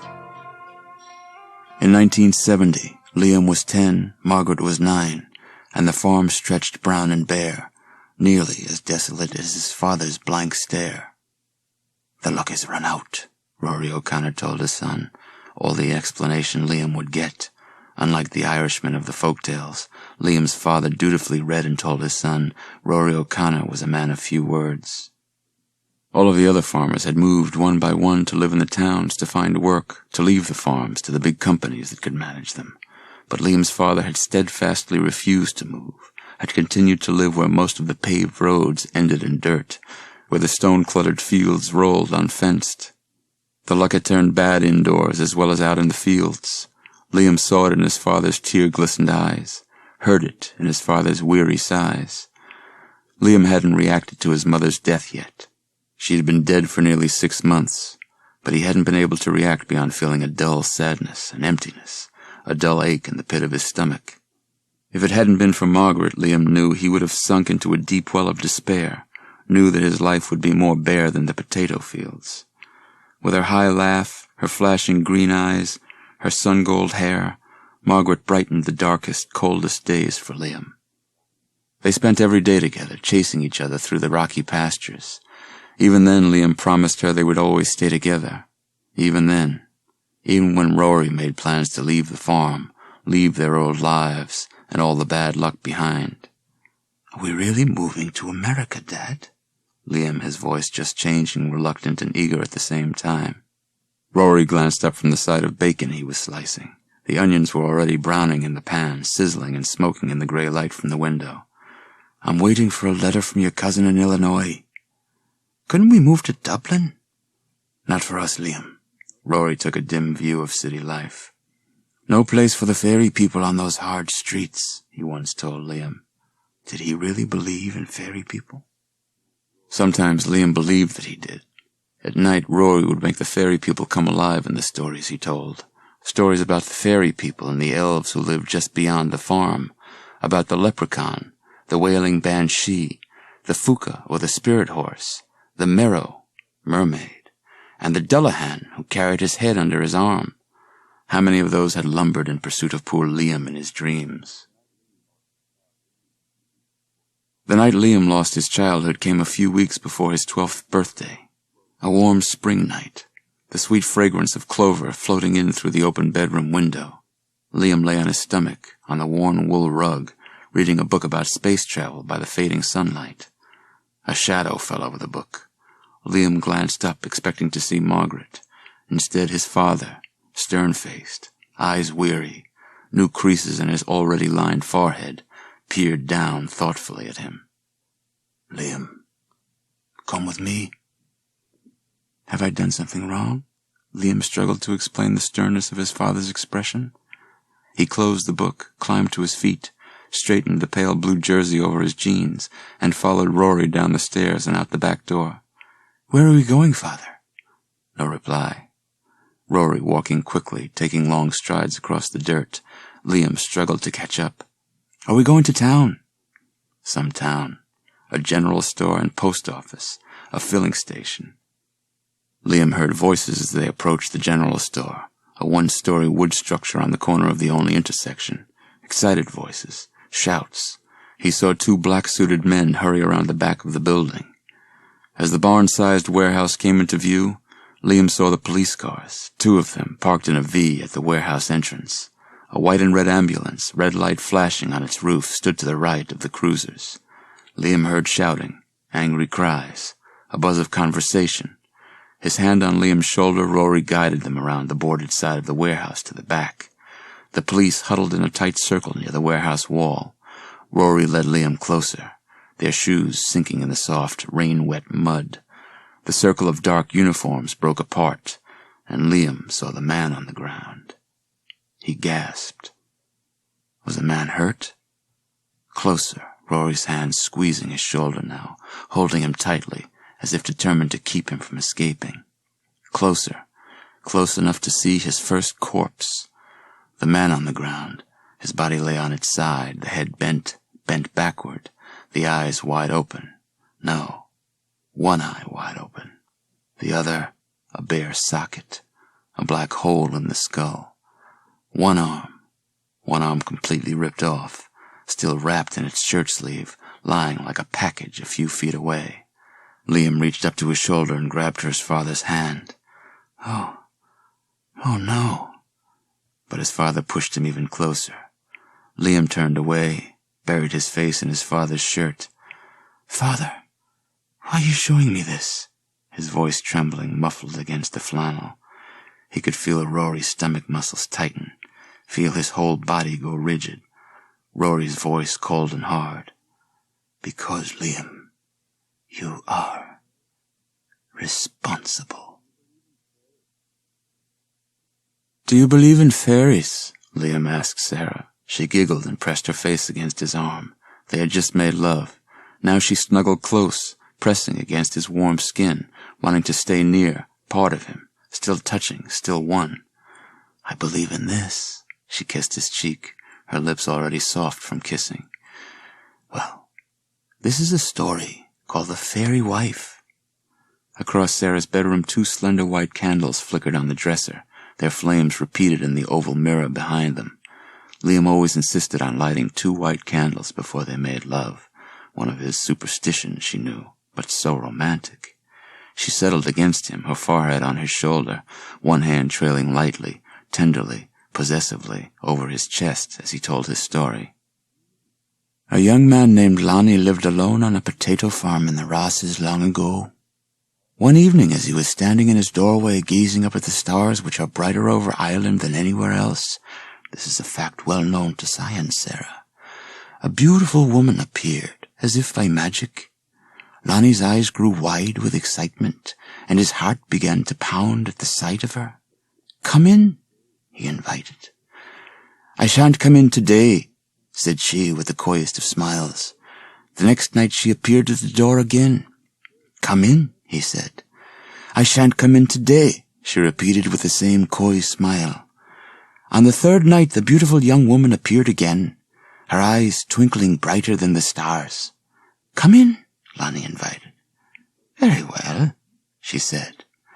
She floated into Lonnie's house and lived with him as his wife from that night on. A little more than a year later, she gave birth to a son. Lonnie and his family lived happily, and the potato farm prospered as they once did when the Irish soil was fresh and the fairy people inhabited the fields. Some time later, the harvest fair was to be held in the village of Glenties. I think I shall go to the fair today, said Lonnie. I have uncles living there I have not seen for many a year. And so he set out across the green fields, heading to the fair. His uncles were there, but instead of greeting him warmly, they snubbed him, every one. Lonnie was hurt by their coldness and decided to confront them. What crime have I committed? He cried. Why do you not greet me, uncles? To which an uncle replied, We can't greet you with happiness, boy. We hear that you have married a fairy woman. Why didn't you come to us? Demanded another uncle. We would have found a suitable bride for you. Here is a knife, said the 3rd uncle to Lonnie. You must take it home and kill your fairy wife. Lonnie took the knife. He knew his uncles had spoken the truth.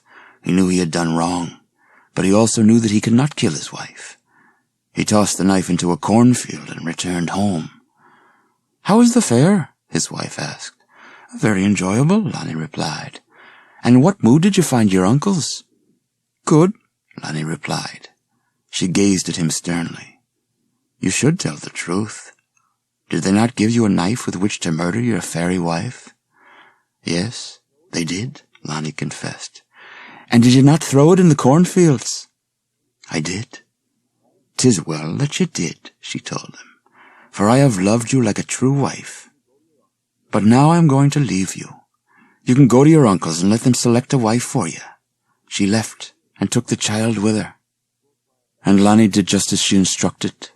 A short while later he moved back into the farmhouse with his new wife. But every night before they went to bed, Lonnie crept down to the kitchen, where he left a lantern burning and 2 plates of food on the table. Every morning he found the lantern dark and the plates empty. This he did until the day he left the farm for heaven. Sarah lifted herself onto one elbow and turned to Liam. What a strange story.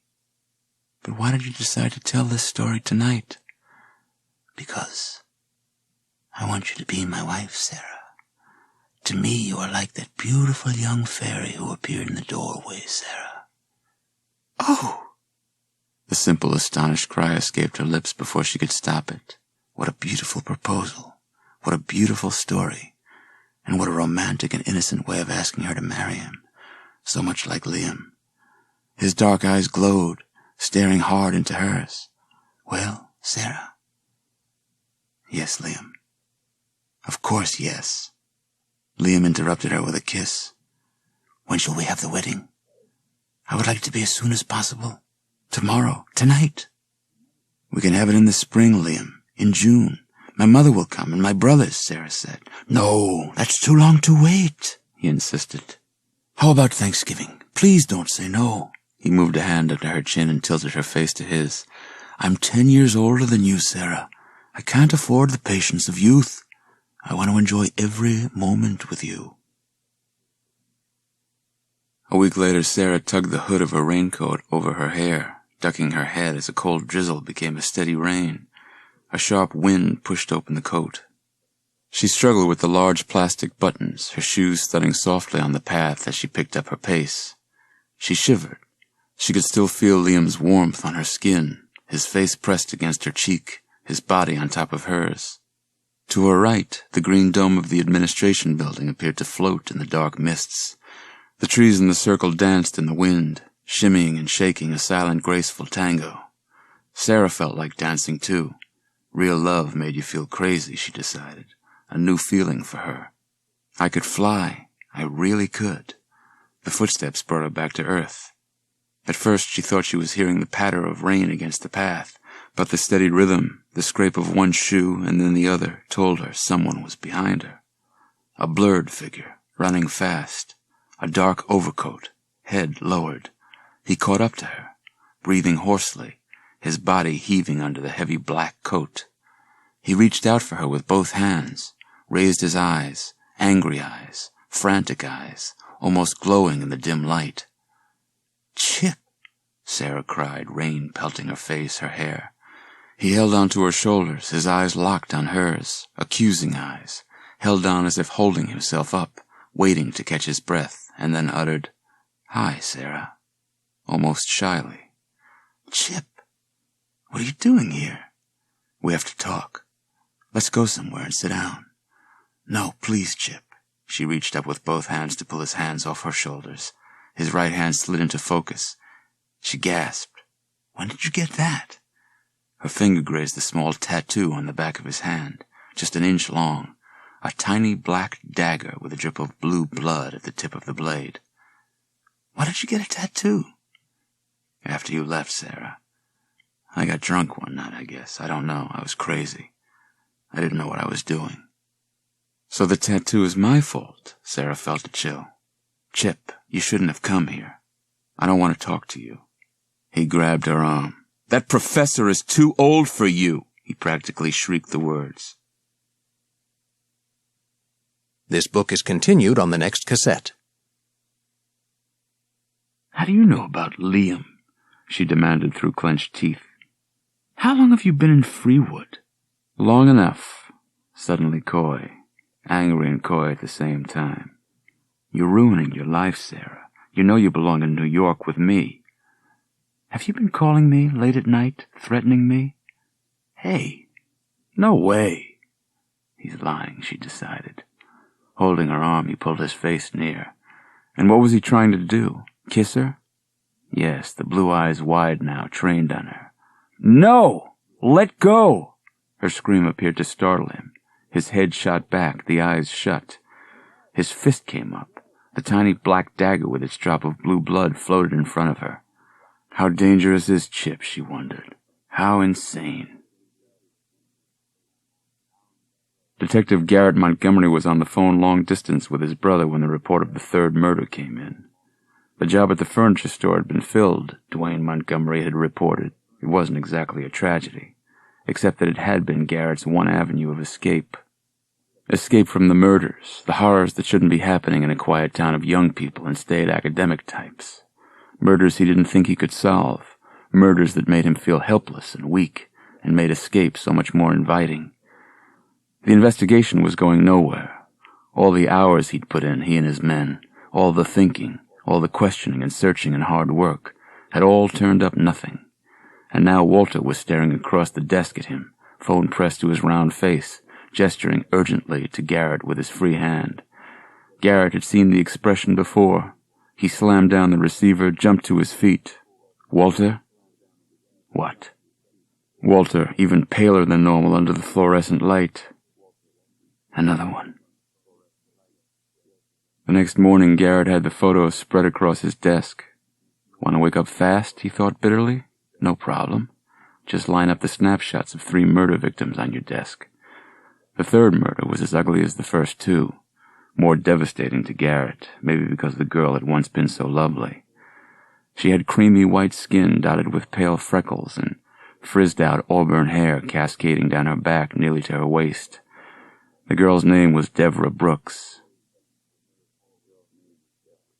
Liam stepped into the mirrored hallway to adjust his black bow tie. He heard laughter in the front room, the rustle of coats, the click of high heels on the wood floor. Leaning toward the mirror, his fingers fumbling with his tie, he glimpsed Margaret's reflection, dressed in a cream-colored skirt and white high-collared lace blouse beneath an open cream-colored jacket. She stood tensely in the hall doorway.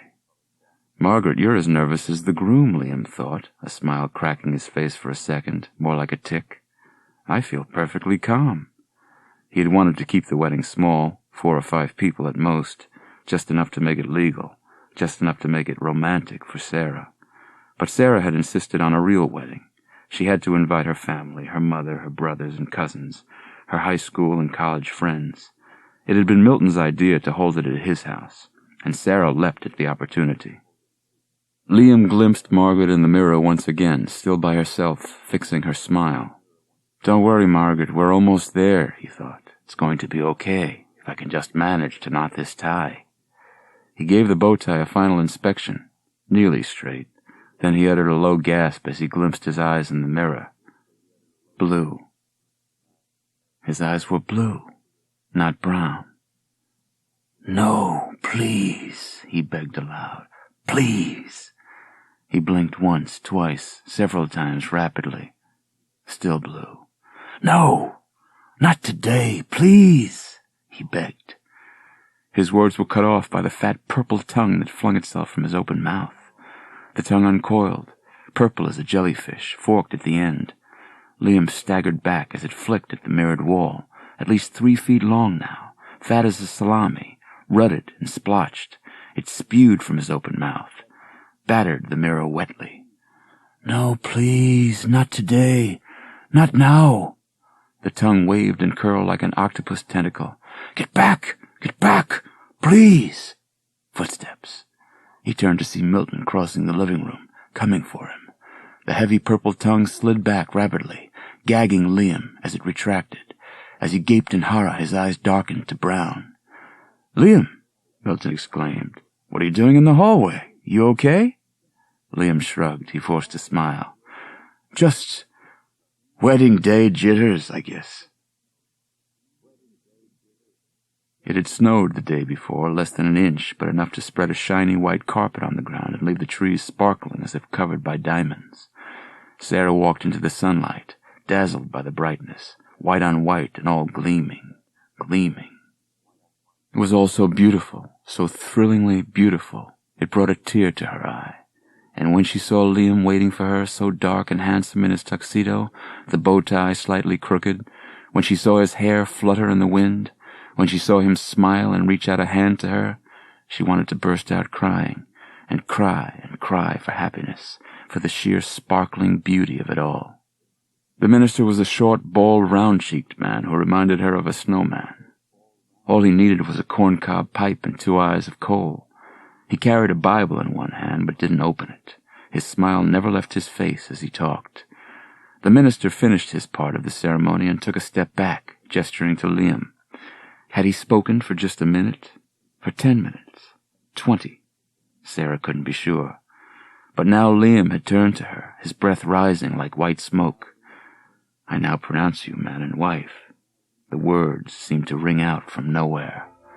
And then she was kissing him, and the cheers echoed off the ice-sparkling trees. Perfect, Sarah thought. This is perfect.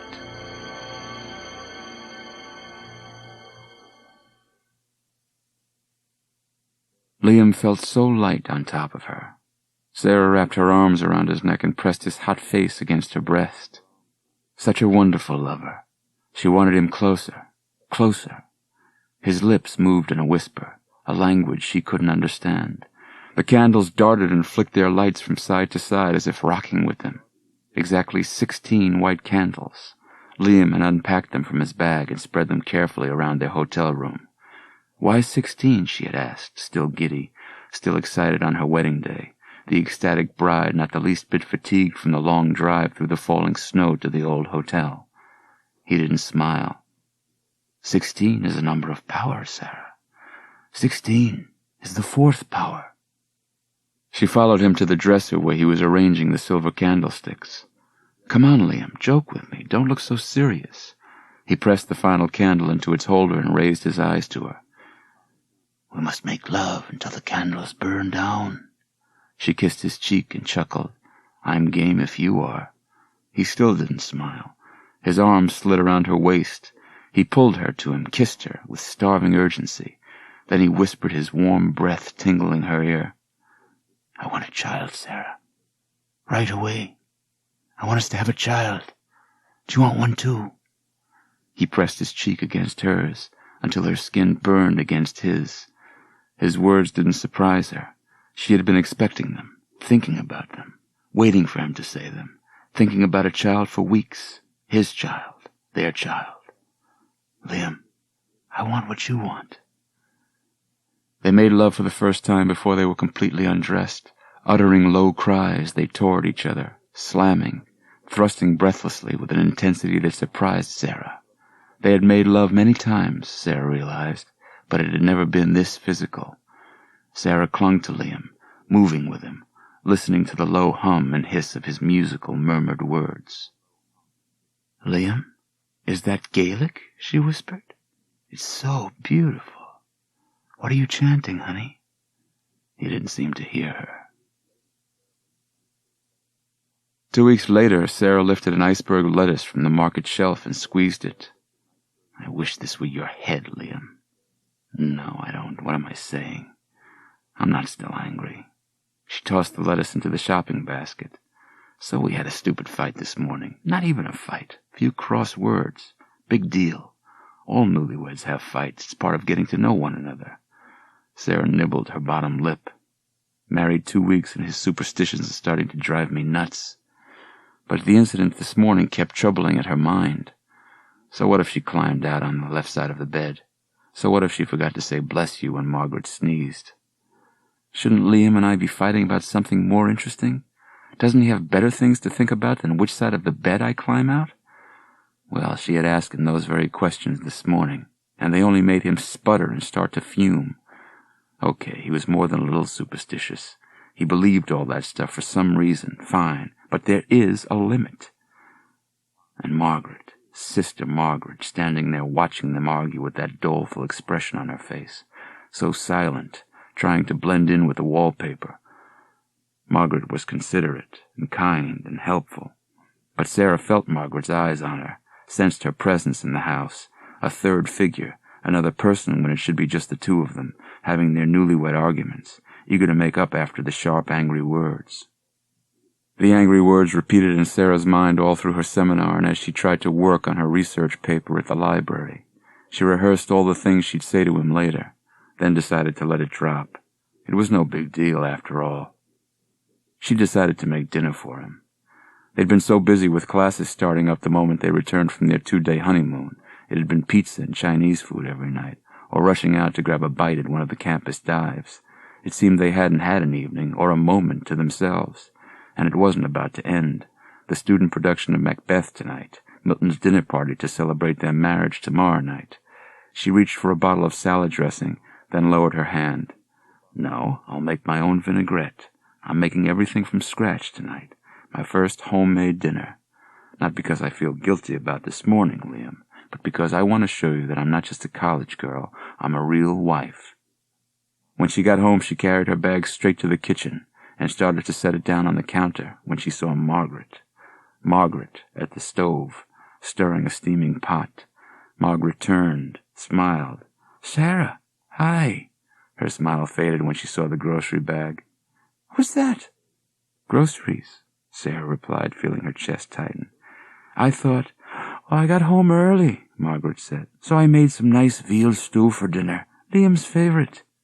"But—" Sarah's voice caught in her throat. Margaret gazed at the grocery bag again, realized. "Oh, Sarah, I'm so sorry. You planned to make dinner. I didn't know." She dropped the long metal spoon against the side of the pot, hurried over to Sarah, her face taut in apology. "I'm so sorry, really, dear. You should have told me." Footsteps approaching rapidly. Sarah turned to the door as Liam appeared, pulling off his overcoat. "Well, my 2 favorite women. Home early. What's for dinner?" "I enjoyed the play," Margaret said that evening, following Sarah onto the walk. "So wonderful to sit back and listen to Shakespeare's language." They began to follow the path toward High Street, Liam between them, giving each of them an arm. They had gone only a few steps when a figure tottered onto the path. Sarah didn't see him at first.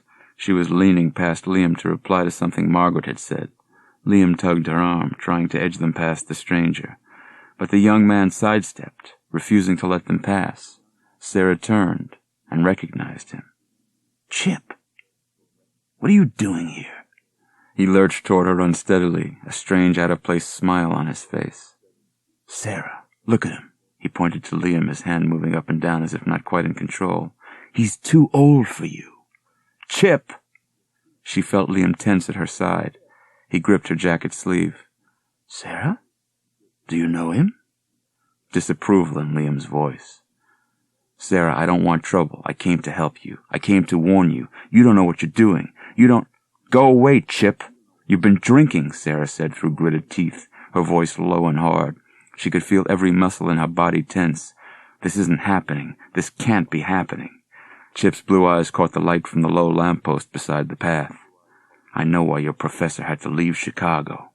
Liam grabbed Chip by the shoulders, spun him around, walked him away. To her relief, Chip didn't resist, didn't fight. He stumbled once, but Liam held him up. Liam walked him toward the street, moving him firmly, quickly. Margaret crept up beside Sarah and squeezed her hand. "An old boyfriend?" she whispered. Sarah nodded. He followed me from New York. I can't believe he's being such a creep. He knows Liam and I are married. Why is he still here?" Liam returned with his hands shoved into his overcoat pockets, his expression solemn. "A little real-life drama," he murmured, eyes on Sarah. "Not quite up to Shakespeare." Sarah shook her head.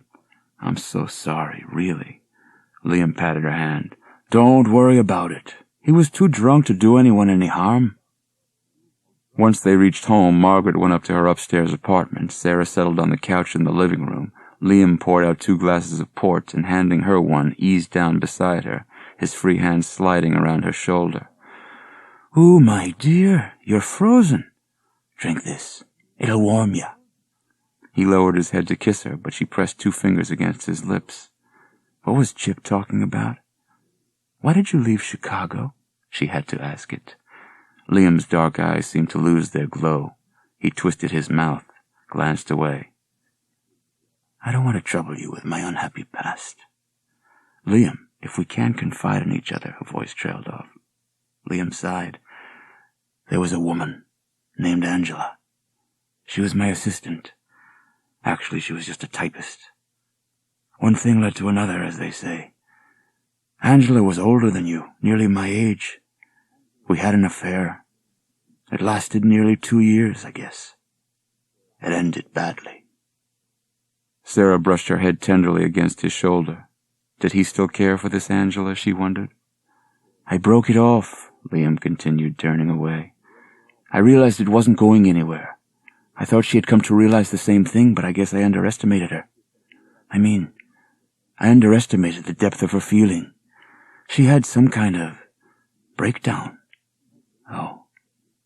I'm sorry, Sarah blurted out. Liam shrugged.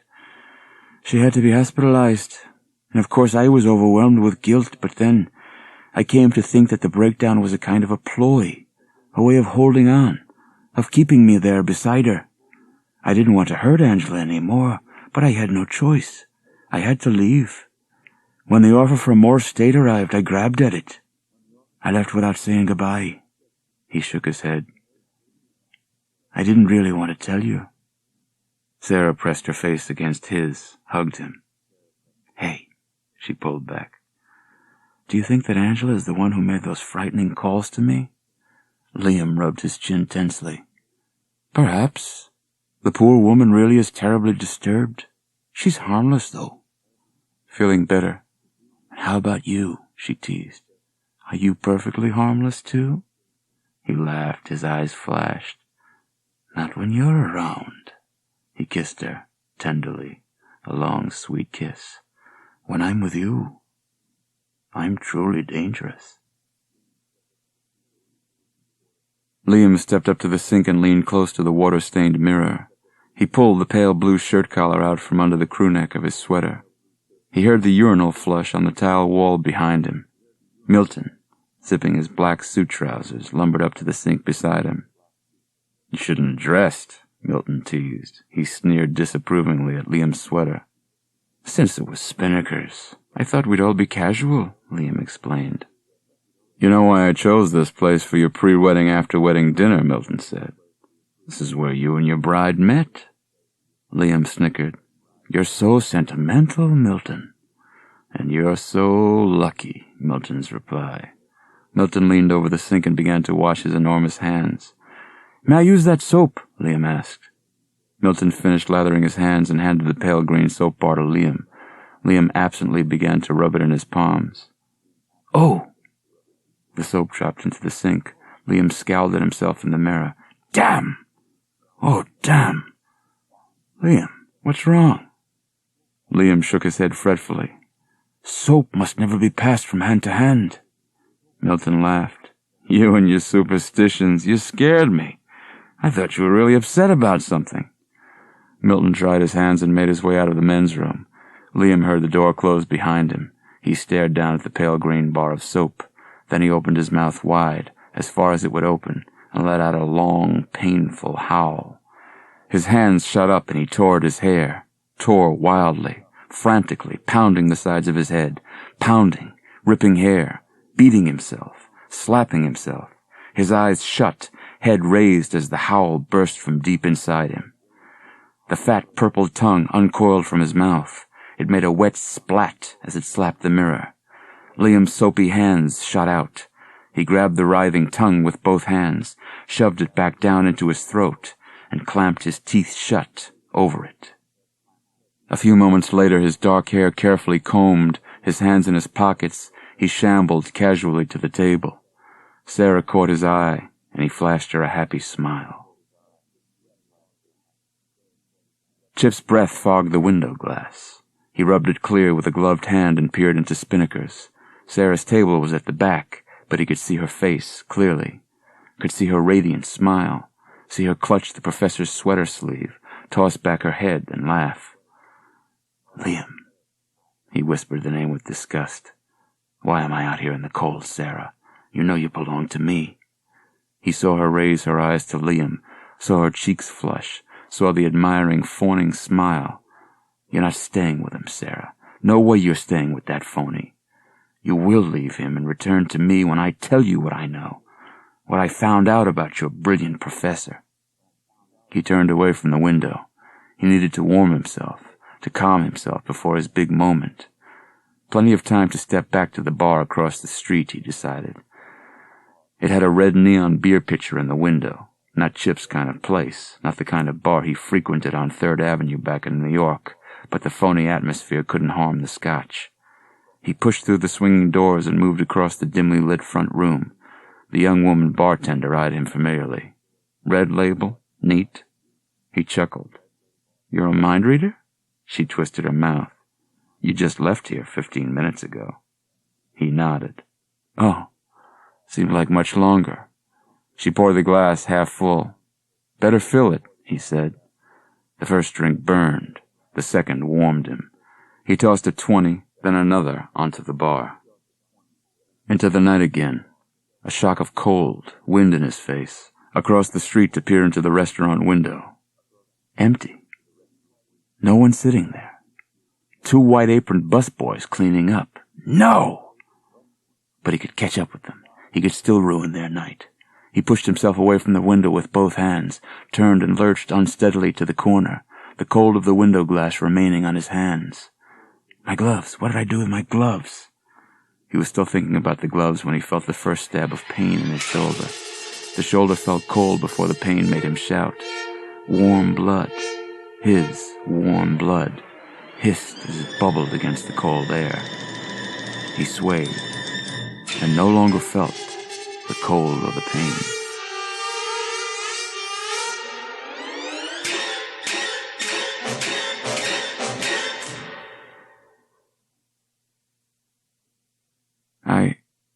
I just keep thinking it's my fault, Sarah stammered. She lowered red-rimmed eyes to her lap where her hands were tightly knotted. Mary Beth reached out and cupped Sarah's hands in hers. How can you say that? She replied in a hushed whisper. You know that isn't true. But Chip wouldn't have been in this town if it wasn't because of me, Sarah wailed. A single tear rolled down her swollen cheek. There weren't many tears left, she knew. She had cried all night, clung to Liam and cried, not because she still loved Chip, but because she felt so guilty. She and Mary Beth sat side by side on Mary Beth's couch, white mugs of coffee steaming untouched on the low table in front of them. I came straight from the police station, she murmured. Liam didn't want me to go, but I had to tell him I knew Chip. I had to tell him why Chip was in Freewood. Mary Beth leaned forward. What happened at the station? Sarah sighed. I talked with a detective, Detective Montgomery.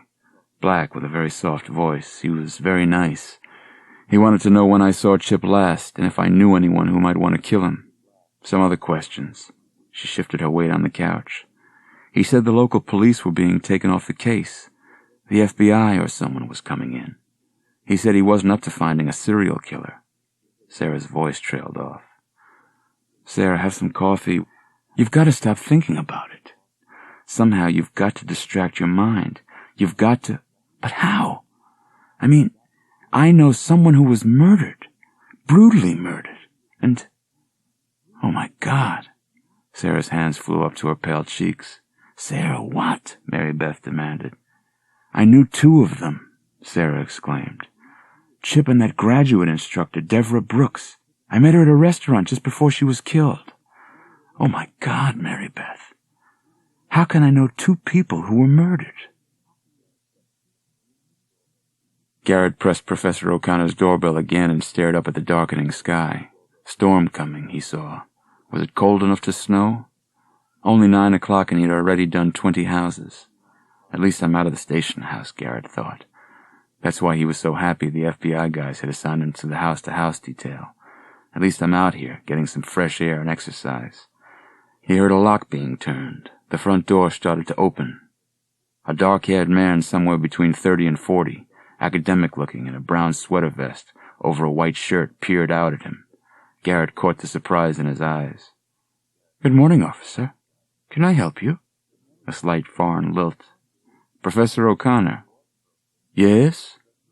Your wife was in to see me recently. Regarding the murder of Chip Whitney? Yes, I know. I'm on a house-to-house detail now, Professor. I'll only keep you a minute. You knew one of the other victims, right? He didn't wait for a reply. He flipped through the pages on his clipboard, stopped at the color snapshot of the second victim. The professor squinted at the snapshot and nodded. Mrs. DeHaven. She was our landlady. Dr. O'Connor answered Garrett's questions without hesitation, in a soft, thoughtful tone. He had no clue, no idea of any trouble.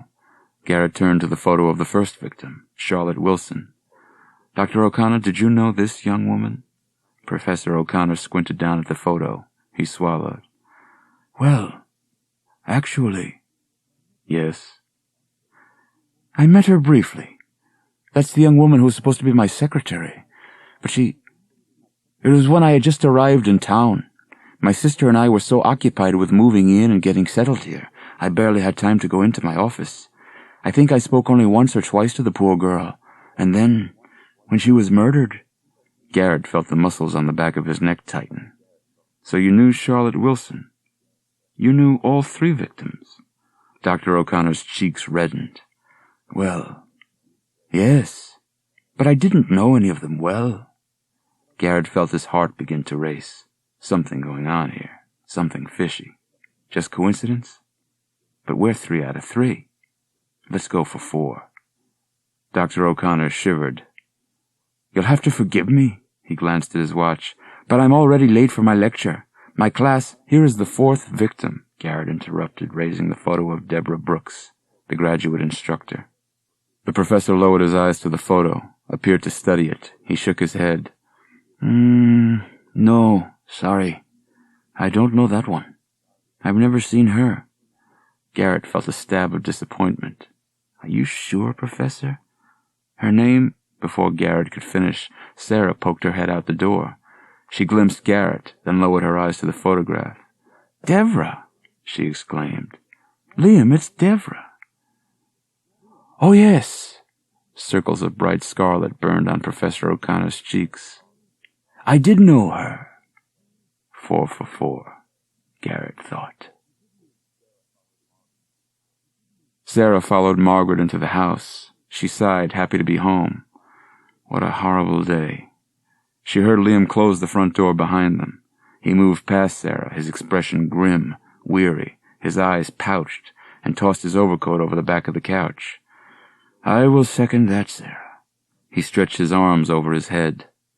Margaret picked up Liam's overcoat and carried it to the front closet. Should we get a lawyer? Do you think we should have had a lawyer at the police station, Liam? Liam crossed to the window and peered out at the falling snow. We don't need a lawyer. We haven't done anything. Those FBI men were grabbing at straws. Margaret disappeared into the kitchen. Sarah dropped onto the edge of the couch. A whole day at the police station, answering the same questions again and again. It's all my fault, Liam said softly. I shouldn't have lied about Deborah. I don't even know why I did. I guess it was that police officer standing there, staring at me. He made me feel as if I really did have something to hide. He stepped up behind Sarah and began to massage her shoulders tenderly. It's just such a horrible coincidence. And the police, they're desperate. They'll grab at anything, even a ridiculous coincidence. Sarah watched him, thinking hard. Coincidence? Of course it was a coincidence. What else could it be? Liam said, I'm going to change. Do you want to stay home for dinner or go out? Maybe a nice walk in the snow will cool us off, clear our minds. What do you say? He was talking rapidly, nervously. He vanished from the living room before she could reply. The phone rang, jangling loudly in the empty room. Sarah crossed to the low table beside the couch and picked up the receiver. Hello? She cleared her throat. Is this Sarah O'Connor? Is this Liam's new wife? A woman's voice, tense, just above a whisper. Yes? Who's this? Sarah replied more sharply than she had intended. You don't know me. My name is Kristen Verrett. But I used to, be with Liam. Excuse me? I used to live with Liam and Margaret. I have to talk to you, Sarah. I have to warn you. Sarah felt her stomach tighten, felt a stab of dread in her chest. What do you want? Listen to me, Sarah. I called to warn you about Liam. Is this Angela? Sarah squeezed the receiver hard, remembering Liam's story about Angela back in Chicago. Angela so obsessed with Liam. Angela? No, I told you who I am. Kristen. Are you free? Can you come meet me? I'm at the College Inn on Fairmont. I'm hanging up now. Don't call again. Sarah's voice trembling with rage. The line went dead. Then she heard another click on the line. She ran up the stairs and burst into their bedroom. Liam stood leaning over the dresser, studying himself in the mirror. His eyes were watery. Liam? Were you listening on the extension? He turned slowly, his expression bewildered. No? Were you on the phone? Yes. I got another weird call. Angela? I don't know, Sarah stammered. She said her name was Kristen. She said she used to live with you. Did you used to live with someone named Kristen? A grin spread over Liam's face. Oh, it's so hard to remember all the women. Sarah realized he was teasing her. The truth is, I've had 10 wives before you. I've been meaning to tell you about them, Sarah. He laughed. Don't look so stricken. I'm joking. Surely you can tell. Be serious, Liam. Do you know anyone named Kristen? He crossed the room and pulled her against him. No. No one named Kristen. Don't worry about other women. You're the only one, Sarah, he whispered tenderly. You're the only one. Garrett opened the door of Dean Cohn's office and poked his head inside. No one at the desk. The computer behind it was on, a blue glare from the monitor. Dean Cohn, are you here? It's Detective Montgomery. A few seconds later, Milton Cohn appeared from the back, adjusting a navy blue tie. Oh, it's working out, Milton explained in his hoarse baritone. Sorry I didn't hear you come in. He started to wipe his forehead, but his beefy hand stopped in midair and his eyes bulged. Not another murder. No. Garrett raised both his hands.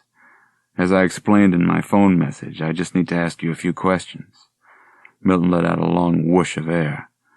Scared me for a moment. He motioned for Garrett to take the chair opposite the desk. Then Milton lowered himself heavily into the desk chair. I need to ask you a few questions about someone on the college staff, Garrett said. What can you tell me about Liam O'Connor? Milton pulled himself straight with a grunt. Why are you interested in Liam? The agents and I had a little talk with him yesterday. He was acquainted with all 4 victims. Milton's mouth opened in a small O of surprise. But that doesn't mean anything, Detective, he replied after a long, thoughtful silence. Freewood is a very small town, after all. Garrett nodded.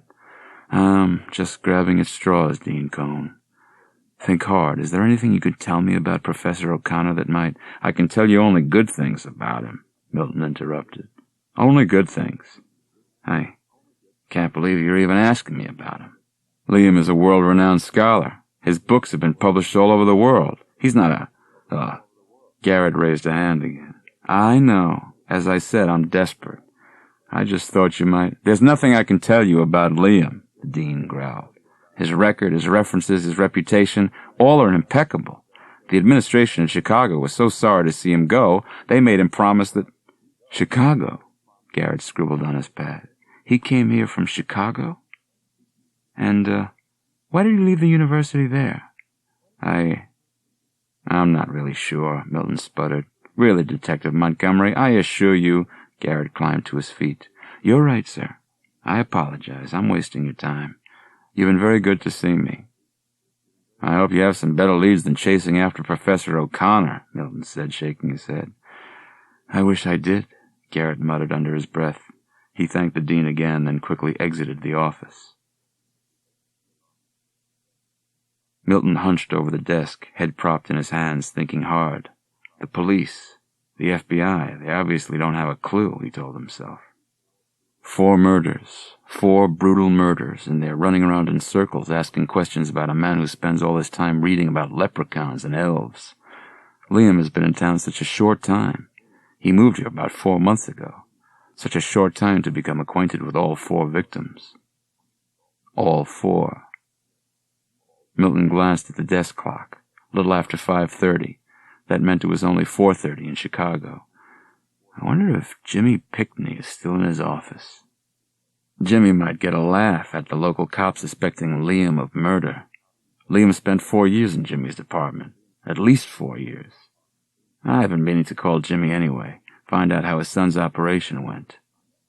A few seconds later, Pickney's surprised voice on the line. "Milton, are you still alive?" I know, I've been meaning to call you for months." A few minutes of chit-chat. Yes, Pickney's son was perfectly fine. A cold, merciless winter in Chicago, so what else is new? "Jimmy, I'm calling to tell you a story about Liam. We've been having some grim times here. You've read about them?" "Yeah, we get the news from Pennsylvania, especially if it's bad news. Sounds like what happened here the last couple of years." "Huh?" "You know, Milt. The murders on campus, it was so horrible. We had 3 of them. One more gruesome than the last. Unsolved. 3 murders, and the guy got clean away." A pause. "Funny you should mention Liam. I had 2 FBI guys in my office last spring asking me about Liam. Liam, of all people. Seems he knew all 3 people. All 3 who got killed."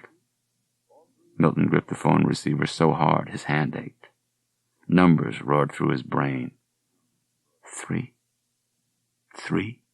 4, 3 plus 4. Pickney's voice faded behind the roar. "So, what was the story you wanted to tell me about Liam, Milton? Are you still there?"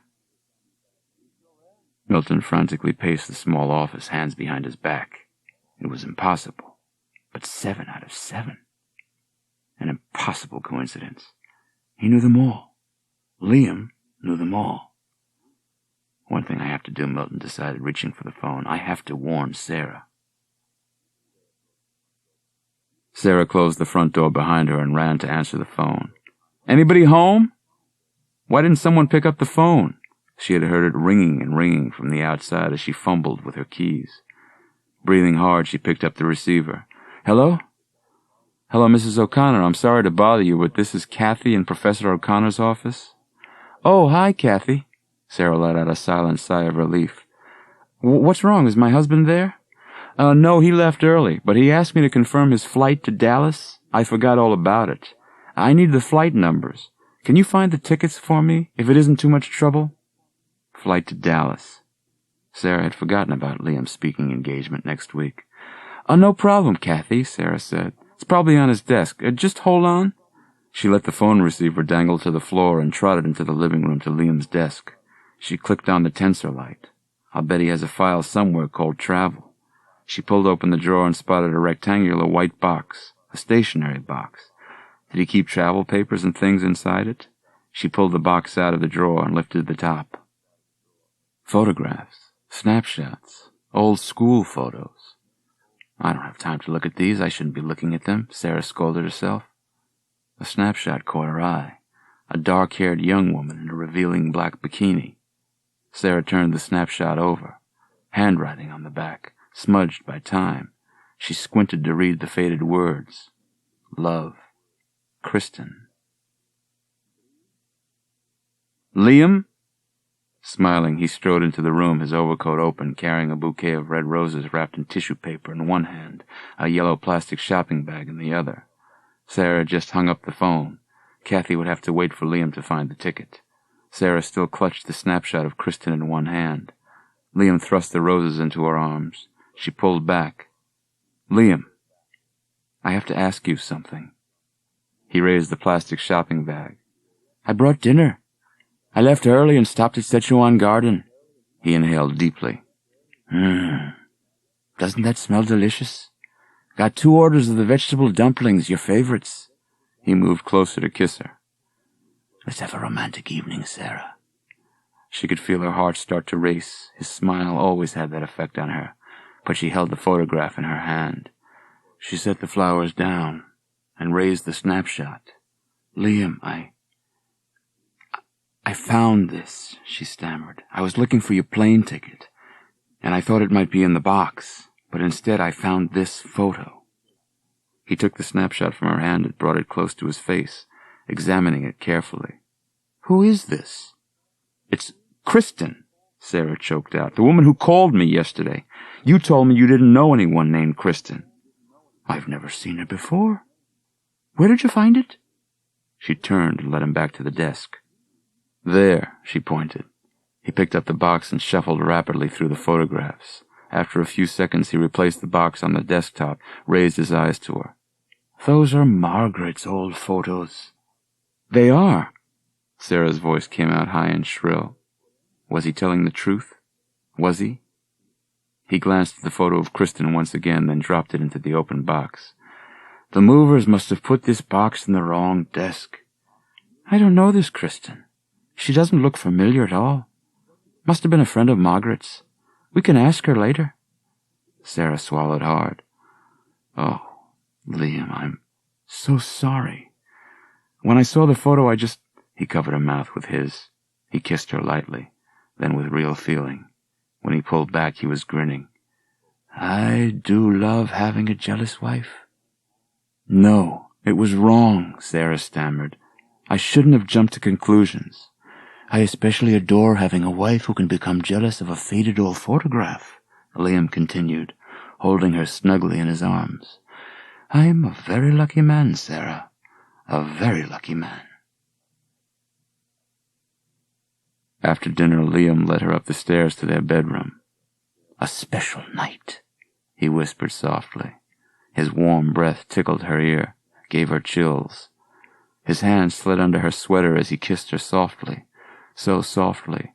His hands were warm on her, warm and tender. "Get undressed," he said. "I'll be right back." He vanished in the darkness. Sarah felt as if she were floating. She tasted Liam on her lips as she tugged off the rest of her clothes and slid under the covers. He reappeared a few seconds later in a flick of orange candlelight. She could see the dark, excited flash of his eyes. He carried a long white candle in front of him. As he set it down on the dresser, Sarah could see the small box he carried in the other. He set the box down on the dresser top beside the candle. "I promised you a special night," he said in a low voice, just above a whisper. "A very special night, my beautiful Sarah." He picked up the box and held it in both hands. "I know you do not live in the world of magic and superstition as I do, my darling, but this is an ancient Irish ceremony that newlyweds have performed for generation after generation." Sarah pulled herself up against the headboard. What is he about to do? She wondered. Liam moved through the dancing shadows to the CD player on the bookshelf. A few seconds later, soft music floated across the room. She recognized Bach, a flute concerto. She heard him chanting over the music. Words in Gaelic? She couldn't really hear. He lifted an object from the box and held it in the glow of the orange light. A human hand. Sarah uttered a low gasp. "It's from a mannequin," he said softly. "But it's so lifelike, isn't it?" "Yes, very," she murmured. "It has to be lifelike, my darling, for the magic to work." The magic. What was he going to do? Liam turned to the dresser. He lifted the white candle from its holder. He stuck the candle into the mannequin's hand. He raised it high in front of him. The flame wrapped him in a warm orange glow. "Let those who are asleep be asleep," he recited, "and let those who are awake be awake." A few seconds later, the mannequin hand rested on the dresser top, the glowing candle tucked tightly inside it. Liam slid in beside Sarah and silently and tenderly pulled her close. He entered her quickly, almost roughly.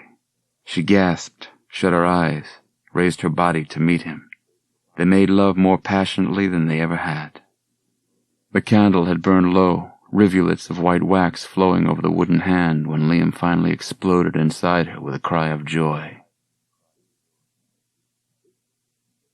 This book is continued on the other side of the cassette. Sarah awoke feeling achy and stiff, her temples throbbing.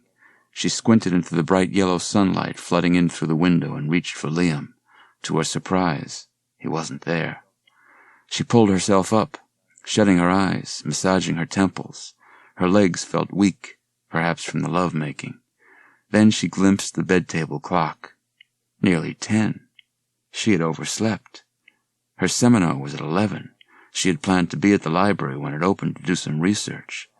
Her head still throbbing, Sarah pulled herself up from the bed and lurched toward the bathroom. A hot shower and some aspirin, and then I'm out of here, she thought. This day is not starting out well. Milton let the phone ring 6 times. 7. 8. Come on, Sarah, pick it up. His fingers thumped the desk. He slammed the receiver down in frustration. He had tried to phone her all last evening, but the phone must have been off the hook. If only she would stop by the office. What will I say when I do talk to her? The question repeated unanswered in his mind. Sarah, you're not safe. Your husband may be a crazed serial killer. She'll laugh in my face. I have to warn her, Milton decided. I have no choice. I have to convince her that she is in real danger. She won't laugh at me when she sees how serious I am. She won't laugh when I tell her 7 out of 7. Milton tugged his overcoat from the closet. Wrapping it around him, he hurried from the office. Gotta get some cool air. I feel as if I'm burning up. He stepped out into the gray, blustery day, dark storm clouds lowering rapidly, a sky that seemed to reflect his mood perfectly. Taking long strides, he started across the circle, not seeing the students on the crisscrossing paths, not paying attention to where he was walking, letting the cold, fresh air soothe him. Halfway to the library, Sarah ran right into him. Sorry, Milton. I was hurrying. I'm late and I don't feel well. I've been trying to reach you. I'm sorry I didn't come to work yesterday. I think I have the flu or something. I don't think I can come today either. She swept past him, her face pale in the gray light. I have to talk to you. Right away. My seminar. She started to jog, backpack bouncing over her shoulders. Sorry, Milton. Milton let out a frustrated growl, feeling his heart pound. Jamming his hands into the overcoat pockets, he leaned into the falling snow, turned back toward the administration building. Maybe I can get Liam arrested. Arrested before. He didn't want to finish his thought. Garrett rang the doorbell again. Listened hard. Silence inside. No one home. Probably everyone was still at work. He checked his watch. Nearly 5:30. Already dark. Almost time to quit for the day. Maybe finish the houses on the block, then call it quits. He'd covered a lot of ground today, and turned up nothing. No one had seen or heard anything. No one had a clue. Friday was my day, Garrett thought dejectedly. Finding that professor who knew all 4 victims, that was my big moment. The fantasies had begun to play out in his mind on Friday as he drove the professor, his wife, and sister to the station to turn them over to the feds. Garrett Montgomery, local hero. He imagined himself on the 11 o'clock news. No, on the national news, explaining how he found the murderer. What bullshit. The professor had walked, naturally. He turned the corner, heading back to the car. The snow was falling steadily now. Most of the houses were still dark. He crossed the street, his boots sliding on the slick surface, the trees glittering darkly, ice clinging to the bare branches like clothing. The creature dropped down on Garrett from high in a tree. Garrett let out a grunt, caught the creature in his arms. At first he thought it was a big chimpanzee. It wrapped heavy arms and legs around Garrett's body. Garrett gazed into round, yellow eyes. The creature was covered in thick, rank fur. The odor rose up. So foul. Such a putrid stench. It brought its face close. To kiss him, he thought. But the pain shot out of the side of his head. Pain so intense it made Garrett shriek. My ear!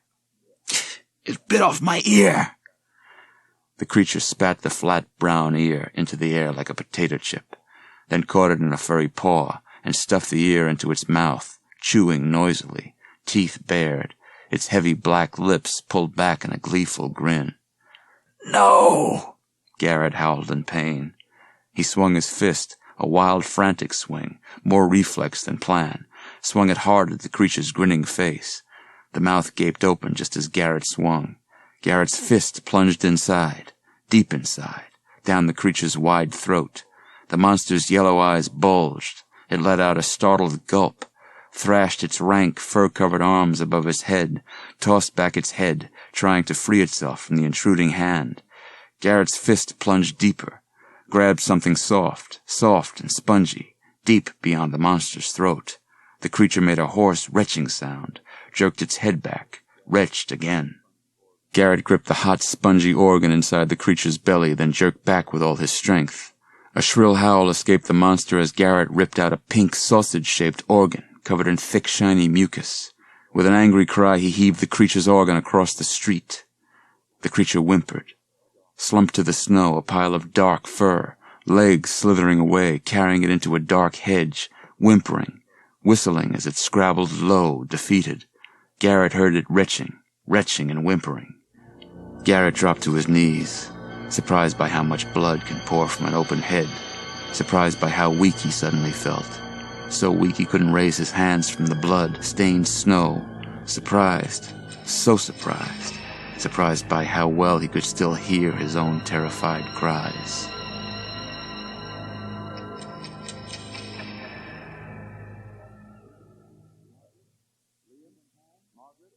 "Liam?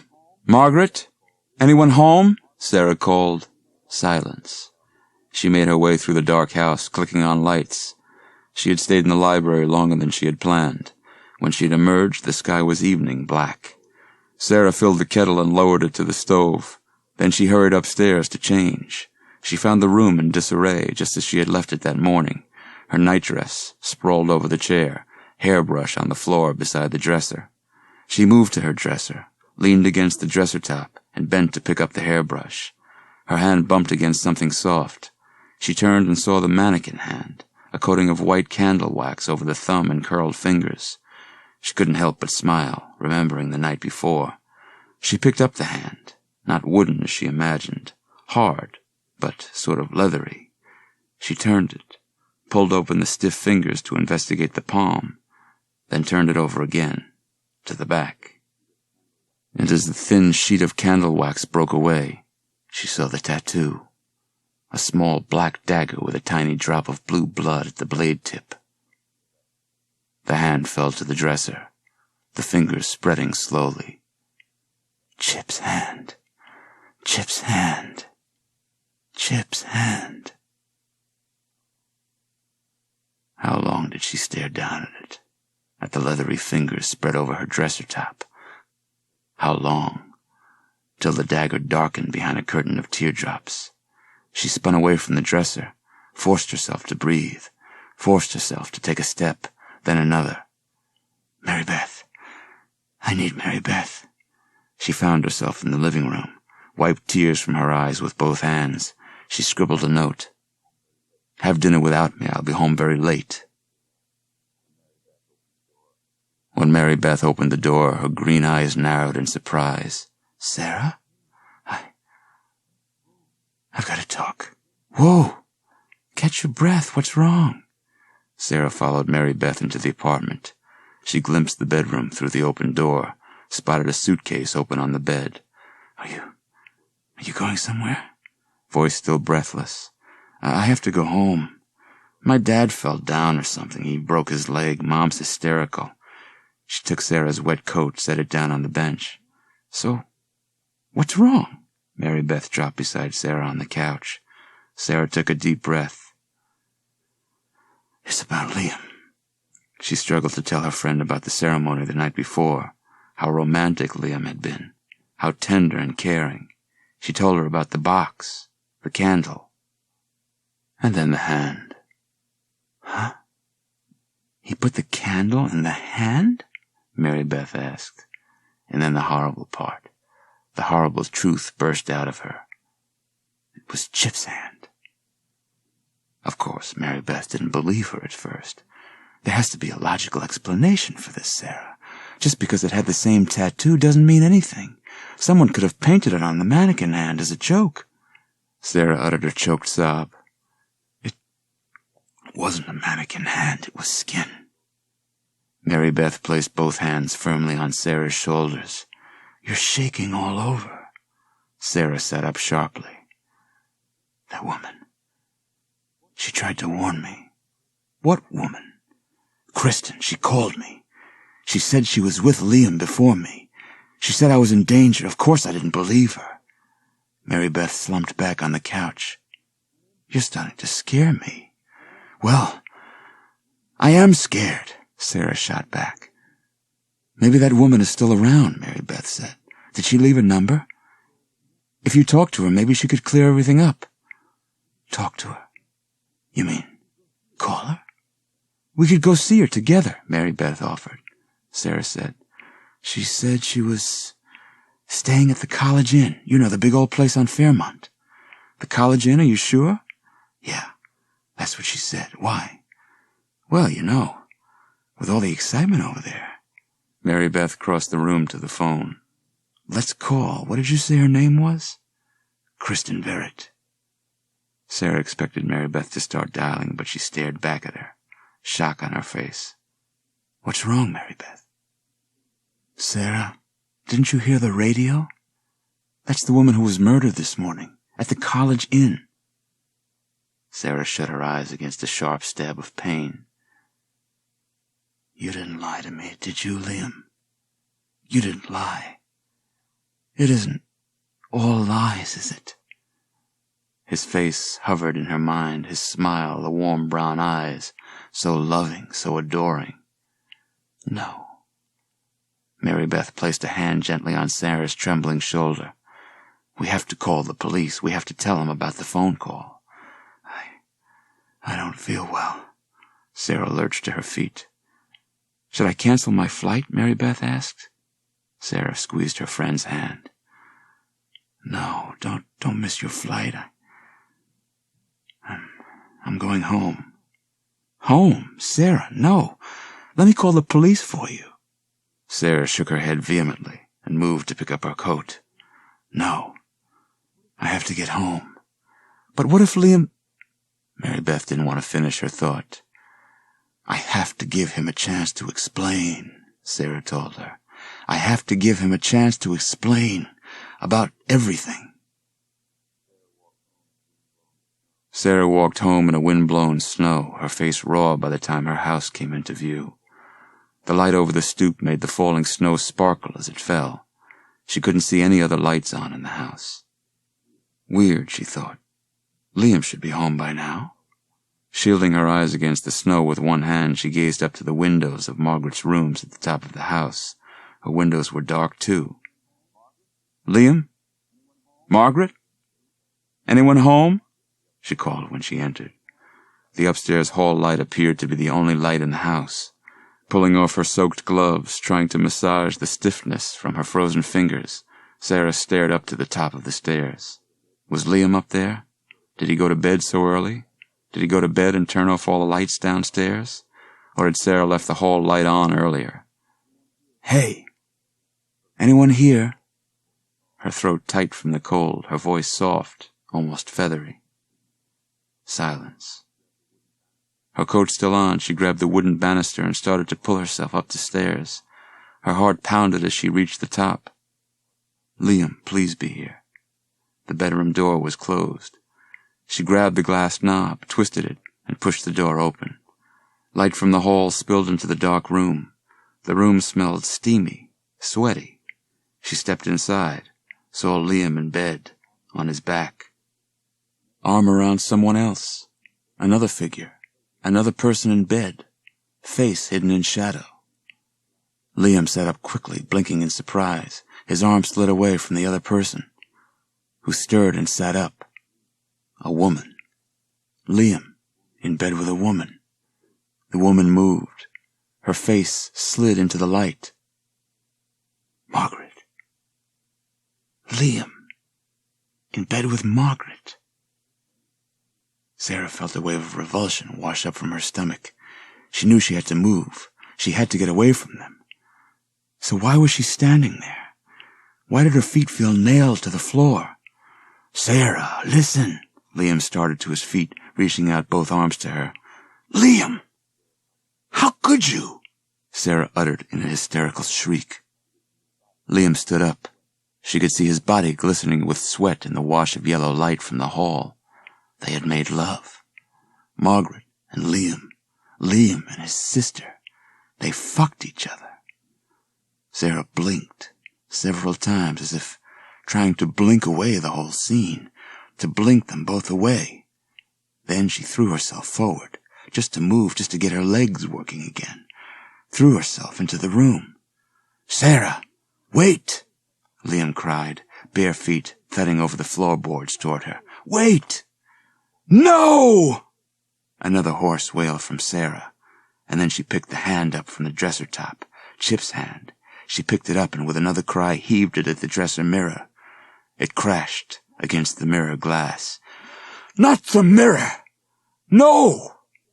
Liam cried. He dove for Sarah.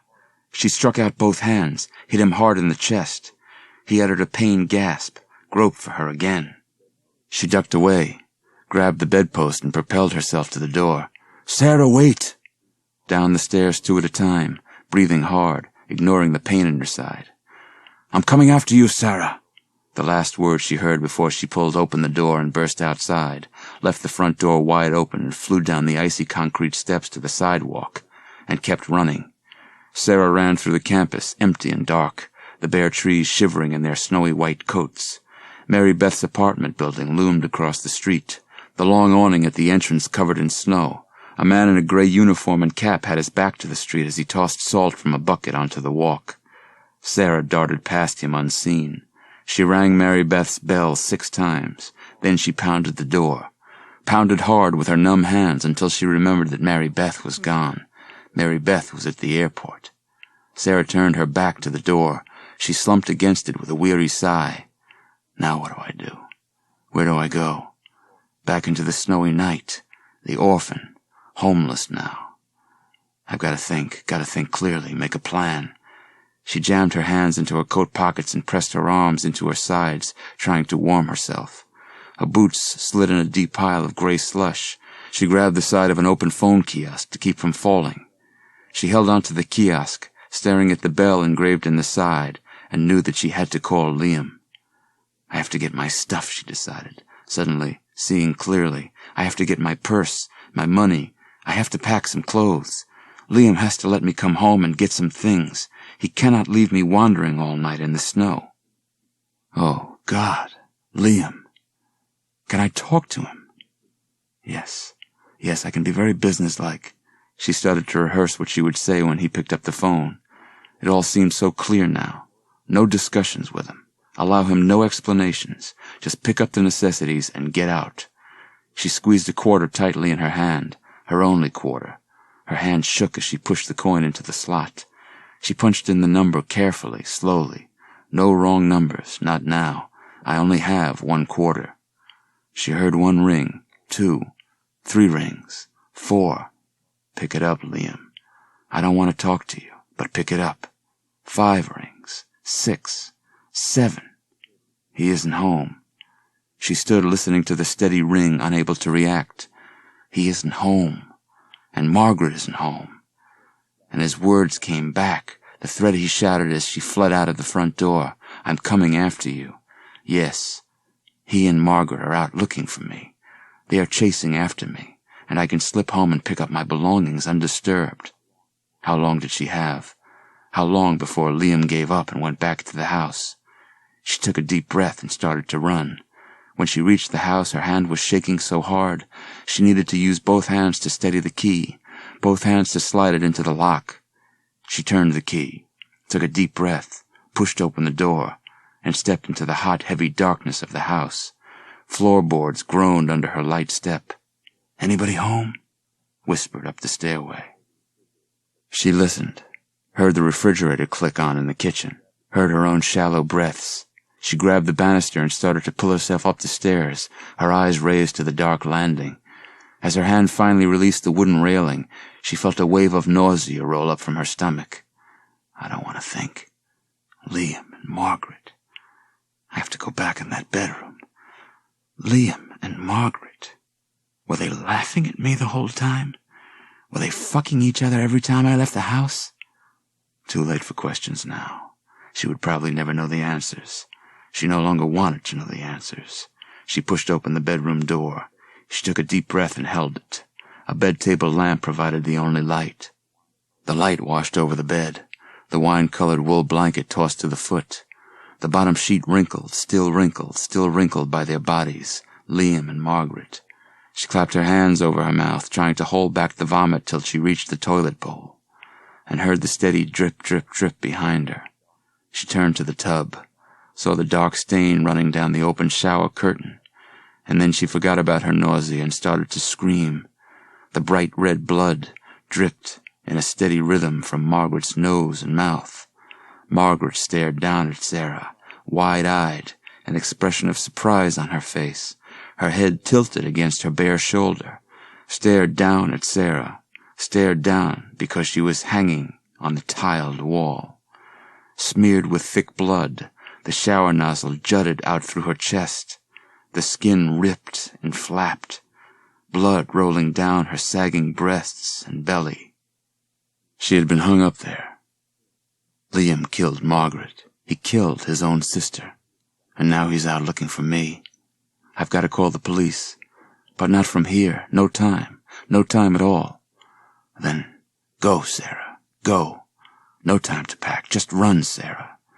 She obeyed the stern, silent voice in her mind, turned away from the bathroom and lurched out of the bedroom, then down the stairs, boots clonking loudly, gripping the banister. She grabbed her black leather purse from the hall table, pulled open the front door. Her boots sank into the deepening snow as she stumbled off the stoop and began to race along the silent, empty street. Cold, the whole world cold now, cold and dark. Oh! Her boots slipped on the frozen surface. She tossed out her hands to catch herself. Nothing to grab. She fell hard, landing on her knees, then toppling into the snow. Pulling herself up, she saw her purse had opened. She saw her wallet in the snow, a set of keys. Stifling a sob, she bent to retrieve them. The keys. They were the keys to Milton's office. And Milton's house key. She grasped the house key tightly in her hand. I'll go to Milton's house. I'll be safe there. The taxi Sarah caught to Milton's backed away as soon as she pushed the passenger door closed. The single headlight washed over the front of the house. Please be home, Milton. I need you to help me, to keep me safe. From him. Her hand shook as she brushed snow off the top of the doorbell. Then she pressed the button, pressed it in and kept it in, listening to the loud buzz inside the house, waiting for Milton to rouse himself and come open the door. No footsteps inside. No sign of life. Milton! The name exploded from her. Silence inside. Not a creak. No light flashing on. Maybe he's not home. Sarah raised the key to the lock. It took 3 tries before she realized she was holding it upside down. She turned the lock and pushed the wooden door open. It's me. Sarah. Milton. Are you home? Check his bedroom, she ordered herself, moving carefully in the blue-black darkness. Milton? She was halfway across the living room when her leg bumped into something on the floor. Something heavy and soft. Ah! With a startled grunt, she fell over it.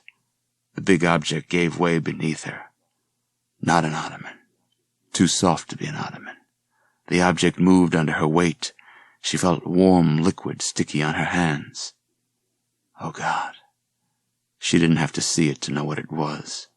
She didn't have to see to know that she had found Milton. The overhead light flashed on. Sarah blinked, stared at her hands, at the thick dark blood on her hands. Then down at Milton's ragged body, torn open. She raised her eyes to the knives in the glass shelves, then spun around quickly, remembering that someone else, had turned on the ceiling lights, and saw Liam in the entrance to the hallway, gray overcoat unbuttoned over his sweater, dark hair disheveled.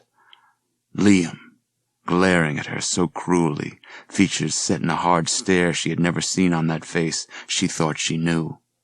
On that face she thought she loved. Liam, you killed Milton. Somehow she found her voice. You killed him, Liam. And you killed your own sister. Liam blinked, but his features remained set. He spoke finally, through gritted teeth. I didn't kill them, Sarah. You did. Sarah stared up at him, struggling to think clearly. His words were insane. Liam is crazy, she realized. She pulled herself to her feet, wiping her blood-sticky hands on the front of her coat. Think hard, Sarah, and think fast. Nowhere to run, she realized, feeling the panic tighten her chest. I need a weapon. Her eyes stopped at the fireplace. The iron poker stood beside the basket of firewood. She reached the fireplace before he did, grabbed up the iron poker, heavier than she thought. She raised it with both hands as he grabbed the other end. "No! Let go!" A frantic wail. They wrestled with it, both pulling, both groaning as they struggled. "Sarah, listen to me. Let me explain. You must let me explain." "No! Let go!" He suddenly reversed himself, both hands on the poker. He pushed forward, shoved her off balance. She stumbled back. He tugged it from her hands, raised it over her, pressed the bar down against her chest, forcing her back onto the couch. He leaned over her menacingly, chest heaving. "I have to explain. You must let me explain." Yes, she thought. Explain. But then she lost control. She had held herself in for so long, and now pressed against the couch, staring up at him in fright. The words tumbled out of her. "Liam, you slept with your sister. How can you explain? You slept with your sister, and then you killed her." No. Liam lowered his voice to a whisper. "Margaret wasn't my sister. Margaret was my wife." The ceiling began to spin. Dizzy, Sarah shut her eyes, but she couldn't stop the spinning, as if all her confusion, all her questions, all her fears were whirling inside her head.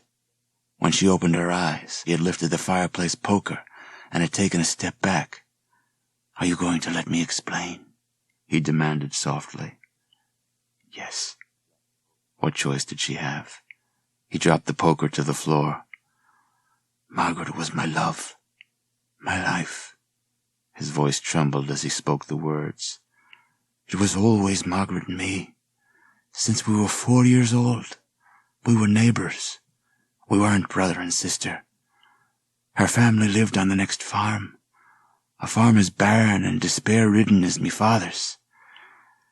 We were always together, always. I often thought we kept each other alive." He uttered a low sob, his chest heaving.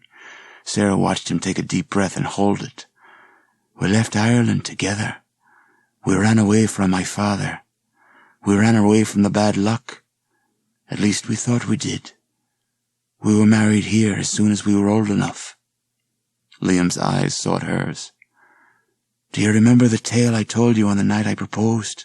The tale of the fairy wife? Well, Margaret was my fairy wife. I have been loyal to her all the years, as loyal as any man can be. But as in the old folk tale, I had to take a second wife, Sarah. That wife was you." "Liam, please," Sarah protested. "Listen to me," he shrieked. "We needed a child. I wanted to spare Margaret. I needed a child by someone else.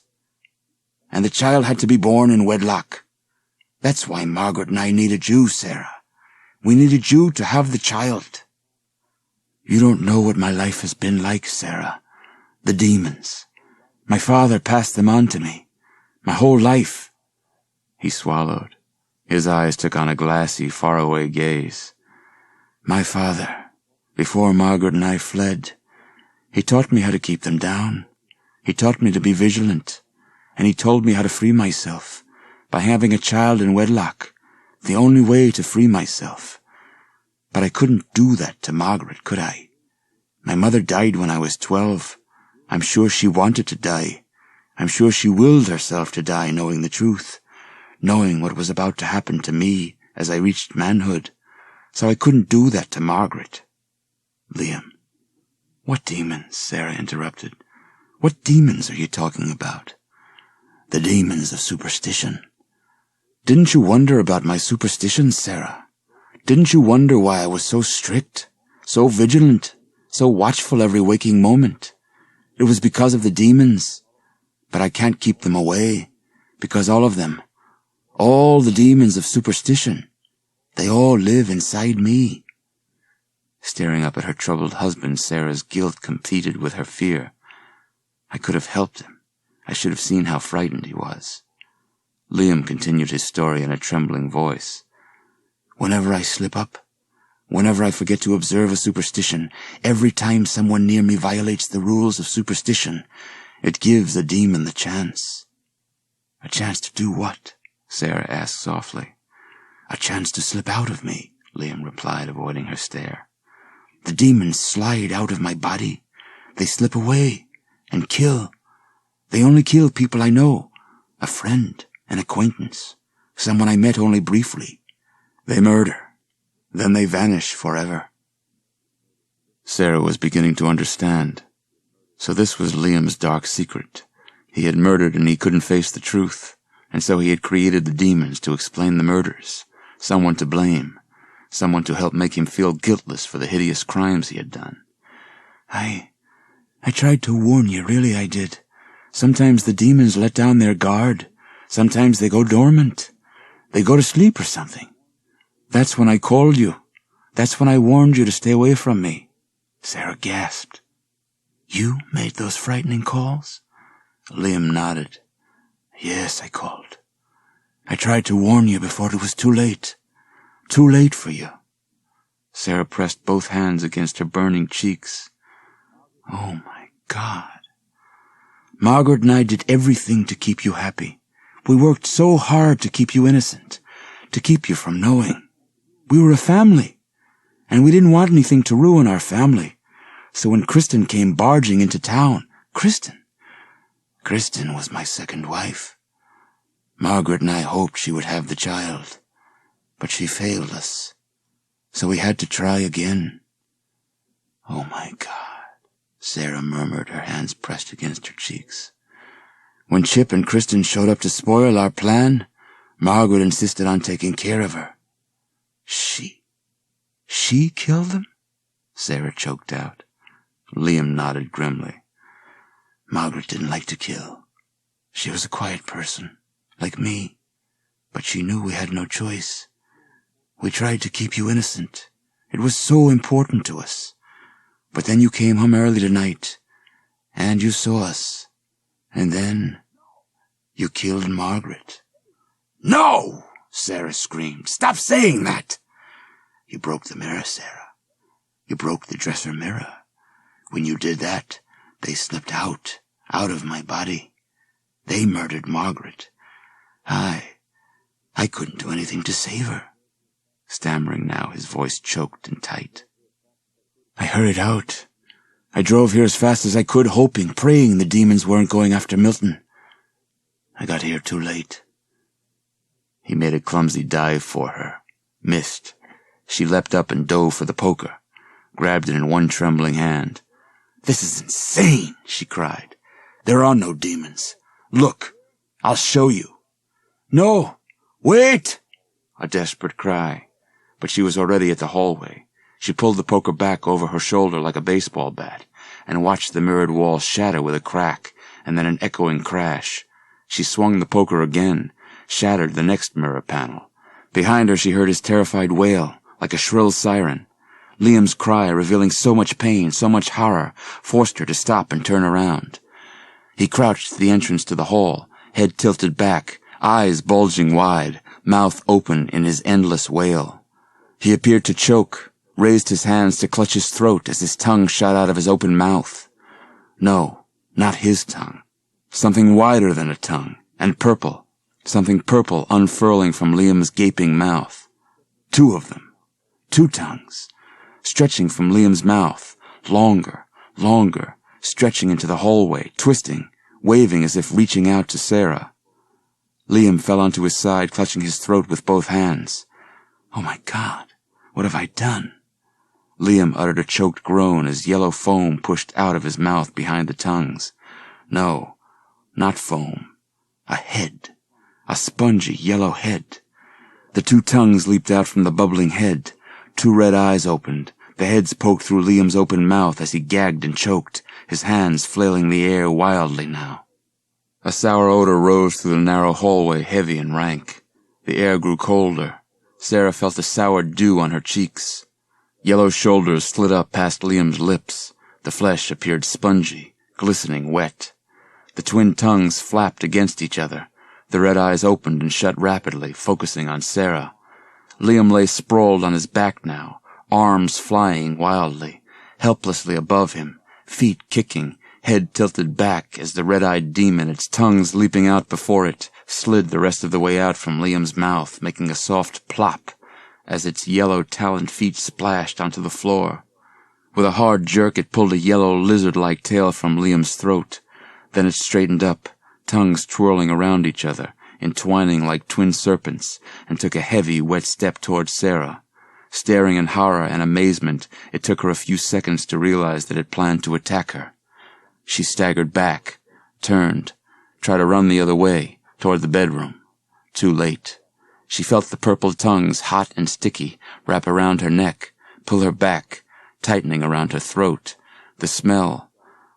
With a groan of disgust, Sarah reached up, tugged, her hands sliding over the bumpy, wet flesh of the tongues, struggled to pull them off.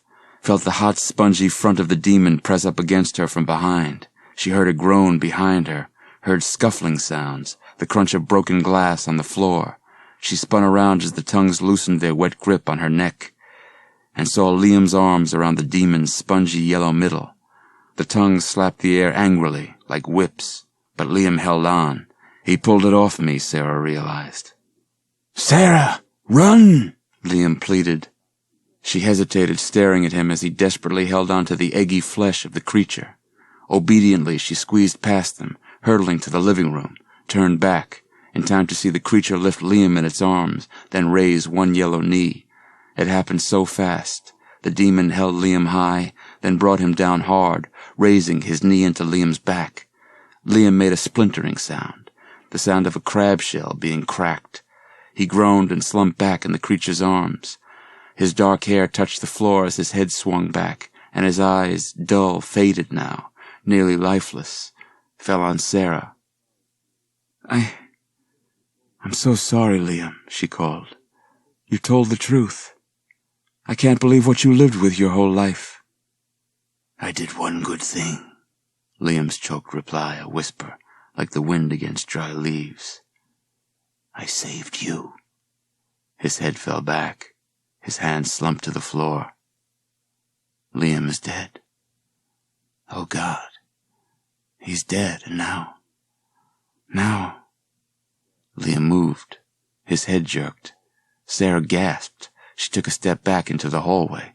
Liam, are you alive? No. Dark fur poked up from Liam's open mouth. An ugly head lifted itself from his throat, simian-featured, green-eyed with a long snout, rows of jagged teeth, drooping thick white slime from its gaping maw. The fur-draped demon climbed out of Liam's head, green eyes flashing. And then a shiny skinned arm reached out of Liam's mouth. A hideous lizardy head. It plopped onto the floor, stood on stick-like legs, insect legs. Another dark head poked up from inside Liam. It tossed back a swan-like head in a shrill hyena laugh, revealing jagged rows of teeth. All the demons of superstition. That's what Liam had told her. They were all inside him, all escaping now, all sliding out, stretching and grunting, all staring at Sarah. Goodbye, Liam. She spun away from the hall, from the stretching, grunting creatures with their hungry faces. She made it to the front door, pulled open the door, and burst out into the snow. She was halfway down the driveway when she glimpsed the first demon at the door. It raised its fur-covered head to the purple sky and opened thick lips in a long animal howl. Then it came galloping on 4 legs over the snow, after her. Sarah forced herself to turn away, to run, boots sinking into the snow, sinking. She was running along the snow-carpeted road, pumping her arms, leaning into the wind when she fell. She landed hard on her left elbow, a shock of sharp pain shooting up her side. And then they swarmed around her, buzzing like flies, chattering and grunting. Ha, ha, ha! Hot drool sizzling the white snow. All the demons of superstition. They circled and spun, moving faster and faster, trapping her in the middle, trapping her in their sour wind, darkening the snow as they whirled, darkening the world, her world, tightening the circle, dancing for her, moving in, bringing the darkness, bringing utter blackness, ugly, dark monsters over the white snow.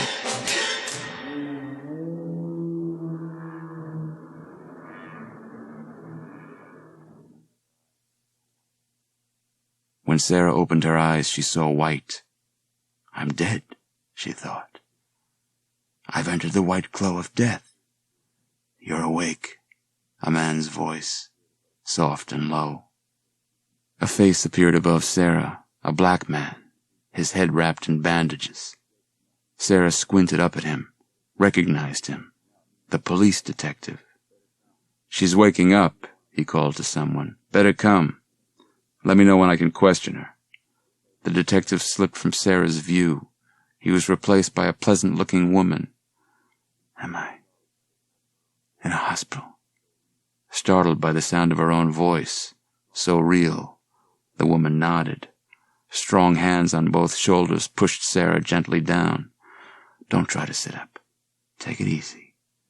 But how did I get here? The big woman shrugged.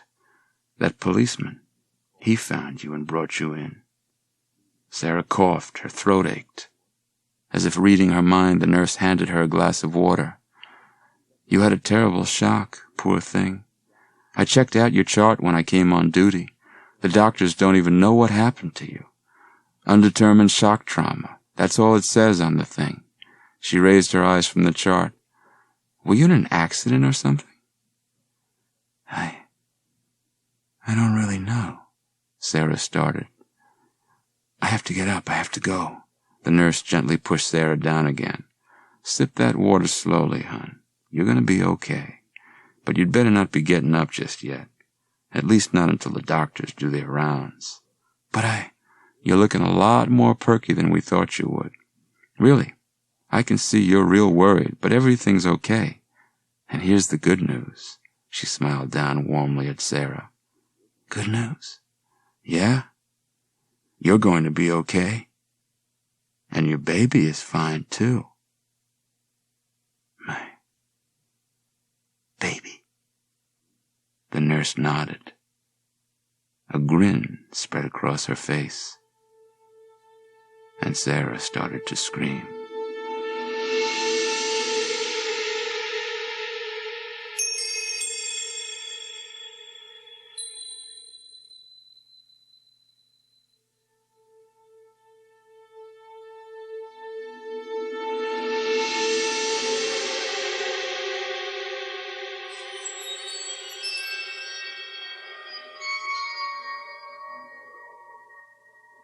This has been a Time Warner Audiobooks production of Superstitious by R.L. Stine. Read for you by Ron Perlman. Executive producer Maya Thomas. Produced and directed by Leslie Korn. Abridged by Lynn Lauber and text edited by John Whitman. Edited, mixed, and mastered by Dave Levan and Pete Pantelis.